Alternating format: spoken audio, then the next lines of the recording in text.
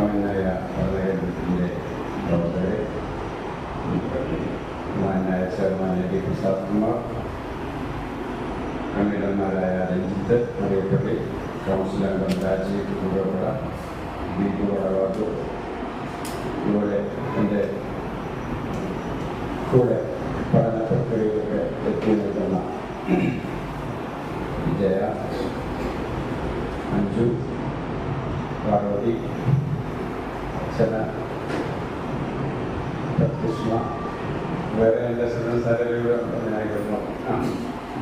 Yes, എല്ലാവരെയും പ്രത്യേകിച്ച് അഭിനന്ദിക്കുന്നു. ഇങ്ങനൊരു വിഷയം ഇവിടെ ഉൾക്കൊള്ളാൻ നിങ്ങൾക്ക് സാധിച്ചു. ഞാൻ അതിനെക്കുറിച്ച് ഇത്രയും ടീച്ചർ പരിചയപ്പെടുത്തുമെന്ന് ഞാൻ ഓർത്തില്ല. നേരത്തെ ഒരു അറിവ് കിട്ടിയിരുന്നെങ്കിൽ എൻ്റെ ഭാര്യയും പിള്ളേരെയും കൂടെ കൊണ്ടുവരായി. അതുകൊണ്ട് കേട്ടോട്ടെ, വലിയൊരാളാണ് കൂടെ അതെല്ലാം വെച്ചത് കടന്നു പോയി. എന്നാലും എൻ്റെ ഓർമ്മകൾ ഏകദേശം 31 വർഷം പുറകിലേക്കാണ് പോയത്. അന്ന് എ.ജി. തങ്കപ്പൻ സാർ വായിച്ചായിരുന്നു. ആദ്യമായി പ്രീ മാരിറ്റൽ കൗൺസിലിംഗ് എന്ന SNDP തുടങ്ങാൻ വേണ്ടി ബിൽഡിങ്ങിൻ്റെ ഒരു കുഞ്ഞ് ചെയ്യുന്നു ഒക്കെ ചെയ്ത് ഒരു ബാച്ചിന് നടത്താമെന്ന് പറഞ്ഞ് എന്നെ കൊണ്ട് എ.ജി. തങ്കപ്പൻ സാർ ഇവിടെ വന്നപ്പോൾ ദൈവം എനിക്ക് ഒരു പഠിതാക്കൾ പോലും എത്തിയില്ല. അതുകൊണ്ട് എനിക്ക് തിരിച്ച് പോവുകയാണ്. അങ്ങനെ തിരിച്ചു ഫസ്റ്റ് അന്ന് നടന്നില്ല, അതല്ല ഫസ്റ്റ് ബാച്ച് നടന്നില്ല. ഗാന്ധി സ്ക്വയറിൽ ചെന്നപ്പോൾ എനിക്ക് ഒരു കവർ തന്നു, ഞാൻ മേടിച്ചില്ല. കാരണം ക്ലാസ് എടുക്കാത്തത് മേടിക്കില്ല. പക്ഷെ അതിനുശേഷമുള്ളവർക്ക് നടന്ന് ഞാൻ വരികയും ഇതിൽ രാജേഷ് അത് കണ്ടിന്യൂ ചെയ്ത് ചന്ദനക്കാട് വെച്ചത് വലിയ സംഭവമായി മാറി എന്നുള്ളത് ഞാൻ കേട്ടു. 10-20 വർഷമായിട്ട് ഞാൻ അങ്ങനെ പോകാറില്ല. ഓർമ്മയാണ് എൻ്റെ അടുത്തോട്ട് ആദ്യമായിട്ട് കടന്നു വന്നത്. ശരിക്കും എനിക്ക് തന്നിരിക്കുന്ന വിഷയം കുടുംബ ജീവിതത്തെക്കുറിച്ചാണ്. കുടുംബ ജീവിതത്തെക്കുറിച്ച് ഒരു സ്റ്റഡി ക്ലാസ് ഒന്നും ഞാൻ നിങ്ങളോട് പറയേണ്ട ആവശ്യമൊന്നുമില്ല. ഇവിടെല്ലാം നല്ല കുടുംബ ബന്ധങ്ങൾ നടത്തുന്നവരാണ്, നല്ല ജീവിത രീതിയിലേക്ക് പോകുന്നവരാണ്. പിന്നെ പഠിപ്പിക്കേണ്ട കാര്യങ്ങളൊന്നും അധികം ഇല്ല എന്നാണ് എൻ്റെ ഒരു തോന്നൽ. എങ്കിലും നമ്മളുൾപ്പെടെ എല്ലാവർക്കും കുറച്ചുകൂടി ഒന്ന് മെച്ചപ്പെടുത്താൻ വേണ്ടിയിട്ടുള്ള എന്തെങ്കിലും ഒരു ആശയമോ കഥയോ ഒക്കെ എൻ്റെ കയ്യിൽ നിന്ന് ഉണ്ടായാൽ അതിൽ ഞാൻ അഭിനന്ദിക്കുന്നു നിങ്ങളെയൊക്കെ. അതുപോലെ ഞാനതിൽ നന്ദി പറയാം. അപ്പോൾ ശരിക്കും ഈ കുടുംബം എന്നൊക്കെ പറയുമ്പോൾ ഈ പണ്ട് ഈ പല ജയിലുകളും ഹൈന്ദവ കുടുംബങ്ങളിലുള്ള ഉപരിവർഗക്കാരുടെയൊക്കെ വീടിന് മന എന്ന് പറയും. കേട്ടിട്ടുണ്ട് മന. ഇപ്പൊ മന എന്ന് പറയുന്ന പേരൊക്കെ ഇപ്പൊ മാറിപ്പോയി. ഈ മന എന്ന് പറഞ്ഞാൽ അതിന്റെ അർത്ഥം മ എന്ന് പറഞ്ഞാൽ ഞാൻ എന്നാണ്, ന എന്ന് പറഞ്ഞാൽ ഇല്ല എന്നാണ്. അപ്പൊ ഞാനില്ലാത്ത ഒരിടമായിരുന്നു പണ്ടൊക്കെ. ഞാനെന്ന് പറയുന്നതിനൊക്കെ നമ്മൾക്ക് നിലനിൽപ്പുള്ള ഒരിടമായിരുന്നു. എനിക്കല്ലായിരുന്നു അവിടെ പ്രാധാന്യം, എനിക്ക് മാത്രമല്ലായിരുന്നു അവിടെ പ്രാധാന്യം. അവിടെ നമ്മളെല്ലാവരും കൂടെ കൂടിയായിരുന്നു അവിടെ. പക്ഷെ കാലത്തിന്റെ മാറ്റങ്ങൾ കൊണ്ട് പലപ്പോഴും ഈ ഒരു മാറ്റങ്ങൾ തറവാടുകളിൽ നിന്ന് മാറുന്ന ഒരവസ്ഥയാണ് നമ്മൾ കാണുന്നത്. ആൾക്കാരുടെ എണ്ണമൊന്നുമില്ല. കുടുംബജീവിതമൊക്കെ കുറച്ച് ആൾക്കാരുടെ ഇടയിലേക്ക് മാത്രമായി ഒതുങ്ങിപ്പോകുന്നൊരവസ്ഥയിലാണ് ഇപ്പോൾ നിൽക്കുന്നത്. ആ ഒരു ചെറിയ ഒരു ആമുഖം പറഞ്ഞുകൊണ്ടാണ് ഞാൻ ഇവിടെ തുടങ്ങുന്നത്. കാരണം കുടുംബം എന്ന് കേട്ട ഉടനെ ചില കുട്ടികൾ കഴിഞ്ഞ ദിവസം കുട്ടിയോട് ഞാൻ ചോദിച്ചു, കുടുംബം എന്ന് പറഞ്ഞാൽ അതിന്റെ അർത്ഥം എന്താണെന്ന് ചോദിച്ചപ്പം ആ കുട്ടി പറഞ്ഞത് കുടുംബ ഭൂകമ്പം ഉണ്ടാകും. പറഞ്ഞ എല്ലാവരും ഒന്നിച്ചു വരുമ്പോഴത്തേക്ക് അവിടെ ഒരു ഭൂകമ്പത്തിന്റെ ഒരു പരിസ്ഥിതി അവിടെ ഉണ്ടാകും. ഒച്ചപ്പാടും ബഹളവും നന്മ പറഞ്ഞ ഒരു സ്ഥലമല്ല, ഒരു സംതൃപ്തിയുടെ ഒരു സ്ഥലമല്ലാതായി മാറുന്നു. അത് നമുക്ക് തിരികെ പിടിക്കണം എന്ന് പറഞ്ഞതുപോലെ. കാരണം ലോകത്താകെ ഈ കുടുംബത്തോടുള്ള നമ്മുടെ കുടുംബ ബന്ധങ്ങളെ അന്വേഷിച്ച് പഠിക്കാൻ പറ്റുന്ന സായിപ്പന്മാരാണ്. അവർക്കിത് മനസ്സിലാകുന്നില്ല. നമ്മൾ വീണ്ടും സായിപ്പായി മാറിക്കൊണ്ടിരിക്കും. അതാണ്. അപ്പം നമുക്ക് ആ ഒരു സംതൃപ്തിയൊക്കെ ഉണ്ടാവണം നമ്മുടെ കുടുംബത്തിൽ. അപ്പൊ ഈ സംതൃപ്തി എന്ന് പറഞ്ഞപ്പോൾ ഞാൻ ഈ അടുത്തിടയ്ക്ക് കാസർഗോഡ് പോയപ്പോൾ എനിക്കൊരു പള്ളിയിലച്ഛൻ എന്ന വിഷയം സംതൃപ്തി കുടുംബം ഉണ്ടായിരുന്നു. ഭാഗ്യവശാൽ മഞ്ജു അതല്ലേ എനിക്ക് തന്നത്. അപ്പൊ ഈ സംതൃപ്ത കുടുംബം എന്ന് പറഞ്ഞ് ഞാൻ ക്ലാസ് തുടങ്ങാൻ നേരത്തെ ഞാൻ ഓർത്തു ഒരു സീരിയസ് ആയിട്ട് വേണ്ട ഒരു രസമായിട്ട് തുടങ്ങാമെന്ന് വിചാരിച്ചുകൊണ്ട് ഞാൻ ചോദിച്ചൊരു ചോദ്യം ഉണ്ട്. ഞാൻ ഇനി ചോദിക്കുന്ന ചോദ്യത്തിന് ഉത്തരം മതി എന്നാണെങ്കിൽ നിങ്ങളുടെ കുടുംബം സംതൃപ്തമാണ്. എല്ലാവരും ശ്രദ്ധിച്ചിരുന്നു. ഞാൻ ചോദ്യം ഇതായിരുന്നു, ഇനി ഒരു ജന്മം ഉണ്ടെങ്കിൽ ഇപ്പോഴത്തെ പങ്കാളി മതിയോ എന്ന ചോദ്യം ചോദിച്ചു. നിങ്ങളൊക്കെ ചിരിച്ചതുപോലെ ചുമ്മാ കൊതിപ്പിക്കാതെ സാറേ എന്ന് പറഞ്ഞ് നല്ല രീതിയിൽ അതെ. പക്ഷെ വളരെ പെട്ടെന്നാണ് ഒരു അമ്മച്ചി മതി എന്ന് പറഞ്ഞ് എഴുന്നേറ്റത്.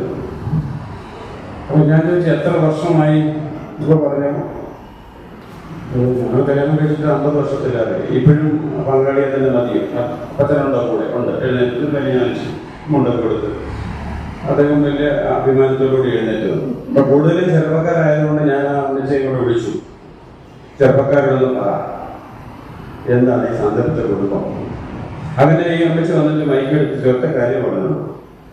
എങ്ങനെയാണ് ഇത് ഞാൻ അനുഭവിച്ചതുപോലെ അടുത്തൊരു ജന്മത്തും കൂടെ ഈ മനുഷ്യൻ എന്നെ അനുഭവിക്കണം. അതാണ് സംതൃപ്ത കുടുംബം. അങ്ങനെയുള്ള മനുഷ്യരും ഇങ്ങനെ ഈ കുടുംബത്തിന് അങ്ങനെ നിങ്ങളിപ്പോ അങ്ങനെ ചോദിക്കണ്ട, ഞാൻ അങ്ങനെ ഇട്ടിട്ട് പോകുന്നില്ല എന്ന രീതിയിൽ ചിന്തിക്കുന്നവരും ശരിക്കും കുടുംബം അങ്ങനെ ഒരു എന്താ പറയുക സഹിച്ച് ശ്രമിച്ച് പോകുന്ന ഒരു കുടുംബം ഉണ്ടായിരിക്കുക. എന്നാലും നമ്മുടെ കുടുംബത്തിലുള്ള പ്രസൻസ്, ഈ പ്രസൻസ് എന്ന് പറയുമ്പം രണ്ടർത്ഥമുണ്ട്. ഈ പ്രസൻസ് എന്ന് ഇംഗ്ലീഷിൽ എഴുതിയാൽ ഒന്ന് അതൊരു സമ്മാനമാണ്, അല്ലെ, പ്രസന്റ് കൊടുക്കുക. ഒന്ന് അതൊരു സാന്നിധ്യമാണ്. അപ്പൊ ഈ സാന്നിധ്യം സമ്മാനമാകുന്ന ഇടമാണ് ശരിക്കും കുടുംബം.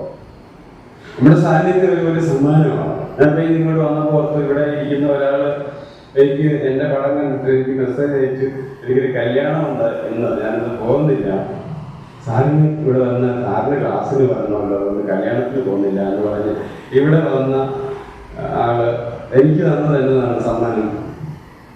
അയാളുടെ സാന്നിധ്യം അല്ലെ, കൊടുക്കി കൊടുക്കുക, കൈ കൊടുക്കുക അല്ലെ. പാർവതി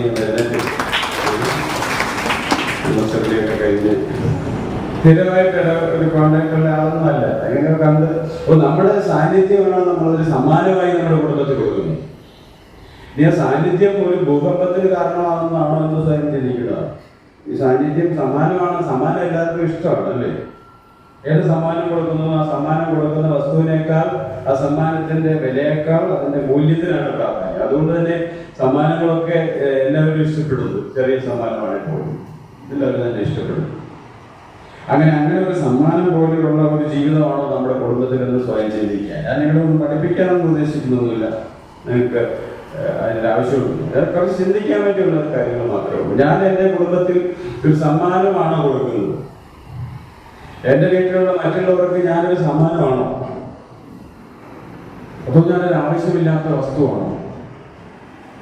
ഞാൻ അതുകൊണ്ട് തന്നെ ഇനി കൂടുതൽ മാറേണ്ടതുണ്ടോ? എൻ്റെ ഭാഷ മാറേണ്ടതുണ്ടോ? എൻ്റെ മനോഭാവം മാറേണ്ടതുണ്ടോ? ഇന്നലെയൊക്കെ ഞങ്ങളൊരു ഫുൾ ഡേ ക്ലാസ്സിലായിരുന്നു. ഒരു ദിവസം മുഴുവൻ ലിംഗ്വിസ്റ്റിക്സ് എന്ന് പറഞ്ഞൊരു ന്യൂറോ ലിംഗ്വിസ്റ്റിക് പ്രോഗ്രാമിംഗ് എന്ന് പറയുന്ന ഒരു മനഃശാസ്ത്രത്തിലെ ഡിഗ്രി കേട്ടുകൊണ്ടിരിക്കുക. എങ്ങനെയാണ് നമ്മൾ സ്വയം മാറുന്നത്? എല്ലാ ദിവസവും നമ്മൾ മാറിക്കൊണ്ടിരിക്കുന്നു. അപ്പൊ കുടുംബത്തിൽ ആ ഒരു മാറ്റത്തിന് വിധേയമാണോ? ഇവിടെ ഇരിക്കുന്ന ഈ എത്ര ക്ലാസ് കൂടിയാലും നമ്മുടെ മനോഭാവത്തിന് മാറ്റം ഉണ്ടായില്ലെങ്കിൽ മാറ്റം ഉണ്ടാകും. ചിലർ പറയുന്നത് ഞാൻ ഇങ്ങനെയൊക്കെയാണ്, നീ ഇനി എന്നെ മാറ്റാൻ നോക്കാം. ഓക്കെ, വേറെ ആർക്കും മാറ്റം വരത്തില്ല. നമ്മൾ തന്നെ മനസ്സുകൊണ്ട് മാറ്റം ഉണ്ടാകും. അപ്പൊ അതിനുള്ള ചെറിയ ചില കാര്യങ്ങളാണ് എൻ്റെ മനസ്സിൽ തോന്നുന്നത്. എൻ്റെ ഫ്രണ്ട്സൊക്കെ കേട്ടിട്ടുള്ളതാണെങ്കിൽ പോലും ഞാനിവിടെ പറയാൻ ഉദ്ദേശിക്കുന്നു. ശരിക്കും ഈ ഒരു സമ്മാനം, അതാണ് എൻ്റെ വിഷയം. ഈ പ്രസൻസ് അല്ലേ? അത് ഈ ഒരു പ്രസൻസ് എന്ന് പറയുമ്പോൾ നമ്മളിപ്പോൾ ചിലർ വീട്ടിലുള്ളതാ സന്തോഷം, ചിലർ വീട്ടിൽ നിന്ന് പോകുന്നത് സന്തോഷം. The people bring happiness when they come എന്ന് പറയും. The people bring happiness when they go. ചിലർ പോകുമ്പോഴാണ് സന്തോഷം. എന്നെ ഏറ്റവും അധികം സന്തോഷിപ്പിക്കുന്ന ഒരു കാര്യം, ഈ ക്ലാസ് അവസാനിച്ച് ബെല്ലടിക്കുമ്പോൾ ഒപ്പിടാനായിട്ട് ഞങ്ങളുടെ മുന്നേ വരുന്ന കുട്ടികളെ പലരും ചോദിക്കും, നാളെ വരുമോ? നാളെ വരുമോ എന്ന് ചോദിക്കുമ്പോൾ എന്തിനാ ചോദിക്കുന്നത്? എന്തിനാ? ഞാൻ ചുമ്മാ ചോദിച്ചോളൂ, ഞാൻ വരണ്ടേ? അല്ലല്ല, വരണോ എന്ന് ചോദിച്ചു. നമ്മൾ സമാനമാണെങ്കിൽ നമ്മളെ ആഗ്രഹിക്കുന്ന വിദ്യാർത്ഥികളാണ്, ആഗ്രഹിക്കുന്ന മക്കളാണ്, ആഗ്രഹിക്കുന്ന പങ്കാളികളാണ്. നമ്മൾ ഓരോരുത്തരും വലിയൊരു സമ്മാനമല്ലേ ശരിക്കും. എത്രയോ നാളുടെ പ്രാർത്ഥനയുടെ ഫലമാണ് ഇന്നിവിടെ ഇരിക്കുന്നത് ഓരോരുത്തരും അല്ലേ. അനുഗ്രഹത്തോടുകൂടിയുള്ള പ്രാർത്ഥനയുടെ ഫലമല്ലേ നമ്മളൊക്കെ. ഒത്തിരി നാളില്ലെങ്കിൽ പോലും 10 മാസമെങ്കിലും പ്രാർത്ഥിക്കും. പ്രീ മാരേജിലൊക്കെ പഠിപ്പിക്കുന്നത് കല്യാണം കഴിക്കുന്നതിന് മുന്നേ പ്രാർത്ഥിക്കണമെന്നാവായിരുന്നു മക്കൾക്ക് വേണ്ടി ഉണ്ടാവാൻ. ശരിക്കും അത്തരത്തിലുള്ള ഒരു സമ്മാനമായി നമ്മൾ ചിലപ്പോൾ സമ്മാനമല്ലാതാകുന്ന സാഹചര്യങ്ങളിലേക്ക് കുറച്ചൊക്കെ പോകുന്നതിനെ തിരിച്ചു കൊണ്ടുവരാനുള്ള ഒരു ചിന്ത. എല്ലാ കുടുംബവും വഴിതെറ്റി പോകുന്നില്ല. 1000 ട്രെയിനുകൾ കോട്ടയത്ത് കൂടെ ഓടിയാലും പാകം തെറ്റുന്ന ട്രെയിനിന്റെ പേര് 10 വരുള്ളൂ. ഒരെണ്ണമായിരിക്കും പാടുന്നത്. 999 ട്രെയിൻ നന്നായിട്ട് ഓടിയെന്നൊന്നും വാർത്ത വരികയില്ല. അതുകൊണ്ട് ഞങ്ങളെപ്പോലെയുള്ള മനഃശാസ്ത്ര രംഗത്ത് പ്രവർത്തിക്കുന്നവരും ഒക്കെ ചിലപ്പോൾ ചിന്തിക്കും എല്ലാ കുടുംബത്തിലും പ്രശ്നമാണ്. പ്രശ്നമുള്ളവരല്ലേ നമ്മുടെ അടുത്തോട്ട് വരുന്നത്.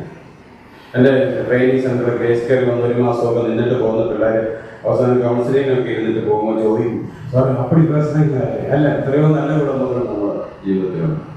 എത്രയോ കോർത്തിണക്കി കൊണ്ടുപോകുന്നുണ്ട്. കുടുംബമൊന്നും തകർന്നൊന്നും പോകുന്നില്ല. കുറച്ച് പേരൊക്കെ ഇങ്ങനെ പ്രതിസന്ധിയിലേക്ക് പോകുന്നതിനെ തിരികെ കൊണ്ടുവരാനാണ് നമ്മുടെ ഒരു പ്രശ്നം. ഒന്നാമത്തത്, നമുക്ക് എപ്പോഴും ഞാൻ ആദ്യം പറയുന്നൊരു വാക്കാണ്, നമ്മൾ പ്രകാശം വരുത്തുന്ന ഒരു കുടുംബത്തിലാണ്. അതൊന്ന് ഇരുട്ടാണ് വരുത്തുന്നത്. പ്രകാശമാണ് ഇരുട്ടാണ് വരുത്തുന്നത് എന്നുള്ളൊരു ചോദ്യം വളരെ പ്രസക്തമാണ് അല്ലേ. പ്രകാശം വരുത്തുക എന്ന് പറഞ്ഞാൽ എന്താ? ഈ സമീപകാലത്ത് എൻ്റെ അടുത്ത് വന്ന കൗൺസിലിങ്ങിന്റെ കഥകളൊക്കെ എനിക്ക് തോന്നിയിട്ടുണ്ട്. ചിലരൊക്കെ ഇരുട്ട് വരുത്തുന്നവരായതുകൊണ്ടുണ്ടാകുന്ന പ്രശ്നമാണ്. ഇരുട്ടാണ് അതൊക്കെ വരുത്തുന്നത്. പ്രകാശം വരുത്തുന്ന വ്യക്തിത്വത്തിന് 3 കാര്യങ്ങളുണ്ട്. ഒന്ന്, മുഖപ്രസാദം. ഇതൊന്ന് ചിരിക്കുന്ന, എന്നെ മുഖത്ത് ചിരി പെട്ടെന്ന് വരില്ല കേട്ടോ. കാരണം എൻ്റെ അച്ഛൻ ചിരിക്കുന്ന ഞാൻ അധികം കണ്ടിട്ടില്ല. എൻ്റെ വലിയപ്പനും ചിരിക്കുന്നതാണ്. അപ്പൊ എനിക്ക് ടാങ്കിലുള്ളതല്ലേ കാപ്പി വരുമെന്ന് ഞാൻ ഇടയ്ക്കിടയ്ക്ക് ചിന്തിക്കും. അപ്പൊ ഈ ടാപ്പ് മാറ്റി വെച്ചിട്ട് കാര്യമില്ല, ടാങ്കിനകത്ത് എലിയകത്ത് കിടക്കുക അല്ലേ. അപ്പം എൻ്റെ മക്കളും അധികം ചിരിക്കാറില്ല. അപ്പൊ എനിക്ക് അവരോട് പറയാൻ പറ്റും. ഞാൻ എൻ്റെ ഇടം നല്ലതായിട്ടൊന്നും മുഖത്ത് നോക്കി ചിരിക്കണമെന്നൊക്കെ പറയുമ്പോൾ എൻ്റെ ഏറ്റവും ഇളയത് പറയുക ടാങ്കിലുള്ളതല്ലേ കാപ്പി വരും. അപ്പൊ ശരിക്കും ഒരു മുഖപ്രസാദം എന്ന് പറഞ്ഞാൽ ഒരു ചിരിക്കുന്ന ഒരു മുഖം, ഒരു പ്രസാദാത്മക. പെട്ടെന്ന് ഈ ബോഡി ലാംഗ്വേജ് നമുക്ക് പിടിക്കും. പെട്ടെന്ന് പിടിക്കും. കൊറോണ കാലത്ത് മാത്രമാണ് നമ്മൾ മുഖം കാണിക്കാതെ ആദ്യം. അറിയത്തില്ല, ഒത്തിരി പ്രശ്നങ്ങൾ കുറവുണ്ടായിരുന്നു വീട്ടിലുള്ളിൽ. കാരണം കാണുന്നില്ലല്ലോ. പിന്നെ പെട്ടെന്ന് ഓർത്ത് ഇവിടെ വന്ന കഥ, എൻ്റെ 4ാം ക്ലാസ്സിൽ പഠിക്കുമ്പോൾ എൻ്റെ ടീച്ചർ പര്യായപദം എഴുതുക എന്ന് പറയുന്ന ഒരു വൃത്തികെട്ട പരിപാടിയാണ് മലയാളത്തിലുണ്ടായത്. ഇന്നതിൻ്റെ പേര് മാറ്റി സമാനപദം എന്നൊക്കെ ആക്കിയിട്ടുണ്ട്. പര്യായപദം എഴുതുക എന്ന് പറഞ്ഞിട്ട് ടീച്ചർ ബോർഡിൽ എഴുതിയത് മുഖം എന്ന വാക്കാണ്. മുഖത്തിൻ്റെ പര്യായപദം എഴുതണം. എനിക്കൊക്കെയോ അപ്പം ഞാനാണ് ആ സ്കൂളിൽ ഭയങ്കര പ്രശസ്തനായ വ്യക്തിയാണ്. 4ാം ക്ലാസ്സിൽ ഞാൻ മാത്രമാണ് 2ാം വർഷം ഇരിക്കുന്നത്. ബാക്കിയെല്ലാവരും 5-ലോട്ട് പോയി. 4അല്ല 3-ൽ നിന്ന് 4-ലോട്ട് പോയി. പഠിക്കുന്ന അക്ഷരം അറിയത്തില്ലാത്തതുകൊണ്ട് ഇരുത്തിയതാണ്. ഒന്നുകൂടെ അങ്ങനെ ഇരിക്കുമ്പോഴാണ് ഞാൻ അടുത്തിരിക്കുന്ന മല നോക്കിയിട്ട് ആരും കാണിച്ചു തരുന്നില്ല. സ്ലേറ്റ് ഒത്തിരിച്ചായിരുന്നു. അപ്പം മരാരും സഹായം ഞാൻ 2ാം വർഷക്കാരനും അല്ലേ. അങ്ങനെ ഇരിക്കുമ്പോഴാണ് ഇങ്ങനെ ആലോചിച്ച് ടീച്ചറുടെ മുഖത്തോട്ട് ഇങ്ങനെ. അപ്പൊ ടീച്ചറിന്റെ മുഖത്ത് ഒരു സന്തോഷം ഇരിക്കുന്നുണ്ടായിരുന്നു. എനിക്കറിയില്ലായിരുന്നു എന്താണെന്ന്. ടീച്ചറിന്റെ ഭർത്താവ് പട്ടാളത്തിലാണെന്നും ടീച്ചർ തന്നെയാണ് ഇവിടെ ഉള്ളതെന്നും അവിടെ മറ്റുള്ള ചില കോഴികളുണ്ടെന്നൊക്കെ എനിക്ക് വലിയ പ്രായം ചെന്ന് മനസ്സിലായി. 3 വെച്ച് അത്രയൊന്നും പിടിയിട്ടില്ല. അപ്പൊ ഞാൻ ടീച്ചറിന്റെ മുഖത്ത് നോക്കി 3 നന്നായി സ്ലൈറ്റ് മറച്ചു വെച്ചു. കാരണം ഇത് മറ്റവന്മാരെ കോപ്പി അടിക്കാതിരിക്കാൻ. അങ്ങനെ ടീച്ചർ ഞാൻ എഴുതുന്ന കണ്ടപ്പോൾ ഇവൻ എഴുതാൻ പഠിക്കാൻ തുടങ്ങി. ഇടത്തെ കൺസെപ്റ്റിന് പഠിക്കാൻ തുടങ്ങിയോ എന്നുള്ള രീതിയിൽ അന്നെല്ലാവരും അറിയാമല്ലോ. ഇങ്ങനെ വന്നിട്ട് എന്നെ കാണിക്കാൻ തുടങ്ങി. 3 വയസ്സില്ല 3ാം ക്ലാസ്സിൽ എന്നെ കാണിച്ചു.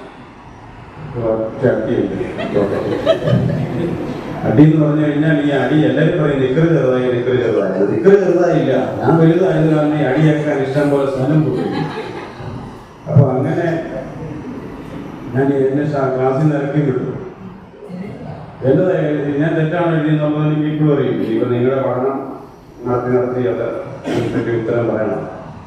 ഞാൻ എഴുതി 3 ഇതാണ് ടീച്ചറിന്റെ മുഖത്ത് നോക്കിയത്. കുഞ്ഞി മോന്തായ കാരണം ഇത് എന്റെ വീട്ടില് രാവിലെ എഴുന്നേൽക്കുമ്പോഴേ അമ്മയോട് അച്ഛൻ ചോദിക്കും നിന്റെ മോളെ അല്ല നിന്റെ ആനനം എന്തായി. കസിനോട് പറയും കുഞ്ഞു കഴിയിട്ട് പാടിയെന്നാണ് നിന്റെ മദനം കഴിയിട്ട് പാടിയെന്ന് പറയാൻ കേട്ടു. അച്ഛൻ്റെ പെങ്ങന്മാര് കുറെ പേരുണ്ട്, നാത്തൂന്മാരെന്ന് പറയും. ഇപ്പൊ നിന്നുമില്ല അങ്ങനെ സംഭവം ഇല്ല. നാത്തൂന്മാര് എന്ന് പറഞ്ഞ കേട്ടിട്ടുണ്ടോ? ഇപ്പൊ നാത്തൂൻ എന്നുള്ള വാക്ക് എങ്ങനെ ഉണ്ടായെന്നറിയോ? നായ പോലെ വരയ്ക്കുകയും ചെയ്യും, തൂണ് പോലെ നീക്കുകയും ചെയ്യുന്ന സാധനം കയറി വരുമ്പോഴത്തേക്ക് എന്നാണ് ശത്രുക്കൾ പറയുന്നത്, ഞാനല്ല. അപ്പൊ അങ്ങനെ കുറെ നാത്തൂന്മാരെ തൊട്ട് നോക്കിയിട്ട് മോന്ത അവിടെ മോന്ത കണ്ടിട്ട് ഇങ്ങനെ പണ്ടത്തെ അവസ്ഥ ചെറുപ്പക്കാർക്ക് പിടിയിട്ടില്ല. ഒരാൾ കെട്ടി വരുമ്പോഴത്തേക്ക് രണ്ടെണ്ണം തെറ്റി കിടക്കോടെ തേങ്ങായും കപ്പ അടിച്ചു കൊണ്ടുപോകാനായിട്ട് ഒന്ന് ഇടയ്ക്കിടയ്ക്ക് വരും. ഇങ്ങനെയൊക്കെ ഉള്ള ക്ലാവിൽ വരെ അമ്മയുടെ അഞ്ചില് വരെ അതിനൊക്കെ ചക്ക വിളയാറാകുമ്പോൾ വരും. അപ്പൊ അങ്ങനെ നിൽക്കുന്ന ഒരവസ്ഥയിലാണ് ഞാൻ പറഞ്ഞു വന്നത്. ചില മനുഷ്യരുടെ മോന്തയാ, ചിലര് മോന്തായതാണ്, ചില മുഞ്ഞിയാണ്. ഇതിൽ നിന്ന് എങ്ങനെയാണ് മുഖപ്രസാദത്തിലേക്ക് കൊണ്ടുവരിക എന്നുള്ളത്? അതൊക്കെ മുഖപ്രസാദമൊക്കെ വീട്ടിൽ രാവിലെ എഴുന്നേറ്റ് വരുന്നത്. ചിലർ എഴുന്നേറ്റ് വരുമ്പോഴേക്കും ഇന്ന് ജനിച്ചല്ലോ മരിച്ചിട്ടില്ലോ എന്നുള്ള രീതിയിൽ ഒരു സുപ്രഭാതത്തിലേക്ക് എഴുന്നേറ്റ് വരുന്ന ഒരു ആനന്ദമല്ലേ, ഒരു സന്തോഷമല്ലേ. ഇപ്പൊ ഇവിടെ എപ്പോഴും നമ്മൾ ഉപയോഗിക്കുന്ന വാക്കാണ് ഗുരു. ശ്രീനാരായണ ഗുരു. ഈ ഗുരു എന്നുള്ളത് അധികം പേർക്കില്ല, ബാക്കിയൊക്കെ സാധാരണക്കാരാണ്. ഗുരു എന്ന പേര് ആചാര്യൻ വരെയൊക്കെ ചിലർ വളർന്നിട്ടുള്ളൂ. ആചാര്യൻ എന്ന് പറയുന്നത് സ്കിൽ ട്രെയിനറാണ്, ശങ്കരാചാര്യ, ദ്രോണാചാര്യ. പക്ഷെ ഗുരു അതിനപ്പുറമാണ്. 4 സ്റ്റേജസ് ആണ്: ഉപാധ്യാപക, അധ്യാപക, ആചാര്യ, ഗുരു. ഒരു അധ്യാപകന്റെ വളർച്ച ഈ 4 സ്റ്റേജിൽ കൂടാണ്. ആചാര്യ എന്ന് പറയുന്ന സ്റ്റേജ് അതിന് മുമ്പുള്ളത് അധ്യാപക, ഉപാധ്യാപക, അവരൊക്കെ അറിവ് വിതരണം ചെയ്യുന്നവരാണ്. ആചാര്യാണ് സ്കില്ല് ട്രെയിൻ ചെയ്യുന്നത്. ആദ്യത്തെയാണ് ഇൻഫർമേഷൻ, രണ്ടാമത്തെ ഫോർമേഷൻ, മൂന്നാമത്തെ ഒരു ട്രാൻസ്ഫോർമേഷന്റെ ആണ്. നമ്മൾ മാറ്റിക്കളയും. ഗുരു എന്ന് പറഞ്ഞാൽ അന്ധകാരം രോധിക്കുന്നു, അന്ധകാരത്തെ രോധിക്കുന്നതാണ്. ഇപ്പൊ ശ്രീകുമാര ഗുരുദേവന്റെ, ശ്രീനാരായണ ഗുരുദേവന്റെ പങ്കാളിത്തമുള്ള നിങ്ങളെ സംബന്ധിച്ച് ഒരു ഗുരുവിന്റെ ശിക്ഷണത്തിലാണ് നിങ്ങൾ. അതാണ് ഉപനിഷത്ത് എന്ന് പറയുന്നത്. അടുത്ത് നിന്ന് ഇങ്ങനെ പറഞ്ഞു തന്നു, നമ്മൾ കാണിച്ചു തന്നു, പ്രതിഷ്ഠ നടത്തി. എത്രയോ MK സാനുവിന്റെ സാറിന്റെ വീട്ടിൽ ഞാൻ പലവട്ടം പോയിട്ടുണ്ട് എന്റെ ചെറുപ്പക്കാരൻ. അദ്ദേഹം ശ്രീനാരായണ ഗുരുവിനെ കുറിച്ച് എഴുതിയ പുസ്തകത്തിന്റെ അത്ര നല്ല പുസ്തകം ഇതുവരെ ഞാൻ കണ്ടിട്ടില്ല. അപ്പൊ ഈ MK സാനു ഒക്കെ പറയുന്ന ആചാര്യമായ ഒരു ഗുരുസ്ഥാനത്ത് നിൽക്കുന്ന ഒരാളുടെ കീഴിലാണല്ലോ എന്റെ ഹൃദയം നിൽക്കുന്ന എന്നുള്ള ഉന്നതിയിലേക്കുള്ള ഒരു സന്തോഷം. അത് മനസ്സിലുണ്ടാകണം. ഇപ്പൊ നമ്മളെ ജീവിതത്തോട് തന്നെ നന്ദി പറയുന്നു. ശരിക്കും ഞാനൊക്കെ എന്നെയൊക്കെ അത്ഭുതപ്പെടുത്തുന്നത്, ഞാനൊക്കെ വായിച്ചിട്ടുള്ള ബൈബിള് വായിച്ചിട്ടുള്ള യേശു ക്രിസ്തുവിന്റെ ഒരു രൂപമാണ്. ഒരു താടി കൂടിയൊക്കെ നീട്ടി നല്ല തിളക്കമുള്ള കണ്ണുള്ള ഒരു ഫ്രീക്കൻ കൈ ജീസസ്. എന്നാണോ ജീസസിനെ പിടിച്ച് ഒരു പെട്ടി ഒരു ഇവിടെ താക്കി കഴിഞ്ഞപ്പോൾ ജീസസ് എപ്പോഴും ഞങ്ങളൊക്കെ വിശ്വസിക്കുന്നത് യുവാവായ ഒരു മനുഷ്യൻ എന്നത്, എങ്കിലേ അത് നമ്മുടെ ഹൃദയത്തോട് ചേർന്ന് നിൽക്കുള്ളൂ. എൻ്റെ ഒരു സുഹൃത്തിനെ പോലെ ഞാൻ പറഞ്ഞു വന്നത്, എത്രയോ കാര്യങ്ങളുണ്ട് മുഖപ്രസാദം ഉണ്ടാകാൻ. അല്ല ഇന്നലെ പറഞ്ഞതിന്റെ ബാക്കിയൊക്കെ വെച്ചുകൊണ്ടിരിക്കും. ഇപ്പം പ്രകാശം വെക്കുന്ന വ്യക്തിത്വം ഒന്ന് മുഖം, 2 നന്മ കാണാനുള്ള മനസ്സ്. നന്മ കാണാനുള്ള മനസ്സ്. നന്മയാണോ കാണുന്നത്? ഏതൊക്കെയോ നന്മകൾ കാണുന്നുണ്ട് അല്ലേ? എത്രയോ വിഷനുകൾ കൊണ്ടാണ് ഒരു പ്രസ്ഥാനം വളർന്നു വരുന്നത്. എത്രയൊക്കെയോ അധ്വാനങ്ങൾ കൊണ്ടാണ് ഇതൊക്കെ വരുന്നത്. ഇതൊക്കെ നമുക്ക് കാണാൻ പറ്റുന്നുണ്ടോ? നമുക്ക് എളുപ്പം കുറ്റം പറയുന്നല്ലേ അല്ലേ? മലയാളി ഏറ്റവും കൂടുതൽ ഉപയോഗിക്കുന്നത് നല്ലതിനുള്ള വാക്കേതാണെന്നറിയാമോ? പരീക്ഷ എഴുതുന്ന പിള്ളേരോട് ചോദിക്കും എങ്ങനെ ഉണ്ടായിരുന്നു പരീക്ഷ? കുഴപ്പമില്ല. കുഴപ്പമാണ് നമ്മൾ ആദ്യം കാണുന്നത്. ഒരു സംവിധായകൻ പറയാണ്, അദ്ദേഹത്തിന് പുറക്കാലയുടെ സിനിമ ഇല്ലായിരുന്നു, ചെയ്യാത്ത കാലത്ത് അദ്ദേഹം ഒരു സിനിമ എടുത്തു. അതിന് മുമ്പ് സിനിമ ഇല്ലായിരുന്നു. അപ്പൊ ആ സിനിമ കേരളത്തിൽ എവിടെ ചെന്നാലും അദ്ദേഹത്തോട് ചോദിക്കും ഇപ്പൊ സിനിമയൊന്നും ഇല്ലല്ലേ? പക്ഷെ തമിഴ്നാട്ടിൽ ചെല്ലുമ്പോൾ ചോദിക്കും അടുത്ത സിനിമ എന്നാ. ഇത് തമ്മിൽ വ്യത്യാസമുണ്ട്. അപ്പം നന്മ കാണാനുള്ള മനസ്സ് ഒരു പോസിറ്റീവ് അപ്രോച്ചാണ്. അതോടൊപ്പം നന്മ പറയുകയും ചെയ്യും. എല്ലാവരും എഴുന്നേറ്റ് പെട്ടെന്ന് ഒരു മിനിറ്റ് കുറച്ചേരായിട്ട് ചെയ്യും. അടുത്തിരിക്കുന്ന ആളോട് അയാളുടെ ഒരു നന്മയൊന്ന് പറഞ്ഞ് ഒരു ഷെയ്ക്കാനൊക്കെ കൊടുക്കുക. കുട്ടികളോടൊന്ന് നല്ലത് പറഞ്ഞു നോക്കിക്കട്ടെ. കൊച്ചു കൊച്ചു കുട്ടികളോട് ആ നന്മ പ്രസരിപ്പിച്ച് ഇണഞ്ഞു എടുക്കണം കേട്ടോ. എന്നോട് വന്നല്ലോ ഇങ്ങനെ സംസാരിക്കണം. വണ്ടിയിലൊക്കെ പോകുമ്പോൾ എല്ലാവരോടും സംസാരിക്കാം. Quality time. അപ്പൊ ഇങ്ങനെ ഇവരൊന്ന് സംസാരിക്കുമ്പോൾ ഇവരോട് ഇടയ്ക്കൂടെ കയറി ഇവരുടെ ഒരു നല്ല നീത്രമൊക്കെ വന്നല്ലോ. നീ എൻ്റെ കൂടെ വന്നല്ലോ. ഇത് രാവിലെ താനം മേടിക്കാൻ ഇറങ്ങിയപ്പോ എനിക്ക് മേടിച്ചാൽ മതി എന്നല്ലേ ഇതിനും കൂടെ കയറ്റി വാ പതിയല്ലായിരുന്നു വാ. വർത്താനമൊക്കെ പറഞ്ഞപ്പം എന്നോട് ചോദിച്ചു മണർകാട് ജംഗ്ഷനിൽ പള്ളിയുടെ അവിടെ വന്നപ്പോൾ എന്നോട് ചോദിച്ചു അച്ഛന് മണർകാട് വെച്ച് വല്ല വള്ളിയും വരുവാണെങ്കിൽ എന്ത് ചെയ്യും? വള്ളിയോ? പുതിയ ഭാഷ. അപ്പൊ എന്നെ വിളിച്ചാൽ മതി, അവനെ വിളിച്ചാൽ മതി. കോട്ടയത്ത് വല്ല വള്ളിയും വരുവാണെങ്കിൽ ചേട്ടനെ വിളിച്ചു, എന്നൊക്കെ പറഞ്ഞ് ഇങ്ങനെ തിരിച്ച് വർത്തമാനമൊക്കെ പറഞ്ഞ് ഇങ്ങനെ ചെന്ന് കഴിഞ്ഞപ്പോൾ അമ്മ ഇറങ്ങി വരുന്നു. അമ്മയ്ക്ക് റൂമ കൊടുത്തു. അപ്പൊ ഞാൻ ചുമ്മാ കസേരയിൽ ഇരുന്നിട്ട് പറഞ്ഞു എനിക്കൂടെ താറാ റൂമ, എനിക്ക് തെറ്റില്ല. എന്നിട്ട് അവൻ അമ്മയോട് പറയാം. അപ്പൊ അമ്മ പറഞ്ഞാ ചച്ചനോട് റൂമ കൊടുക്കണം. അമ്മ ഇത് എന്റെ അമ്മയല്ലേ, ഞാൻ അമ്മയുടെ വയറ്റിലല്ലേ കിടന്നത്. അച്ഛൻ എന്റെ ഫ്രണ്ടാണ്. ഫ്രണ്ട്സ് തമ്മിൽ അങ്ങോട്ട് ഇങ്ങോട്ട് റൂമ കൊടുക്കുമോ?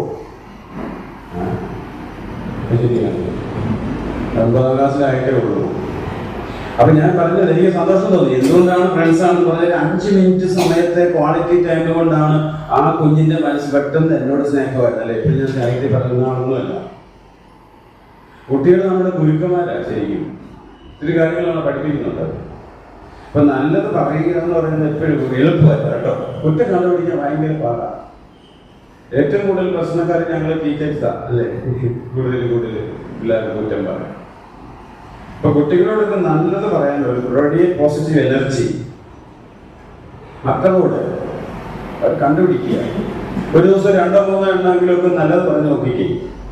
കുറ്റം ആദ്യം പറയും. മുറ്റം തുടച്ചപ്പോൾ അതിന്റെ ഇതൊന്നും പോയില്ല, അവിടെ ഇത് കിടക്കുന്നു.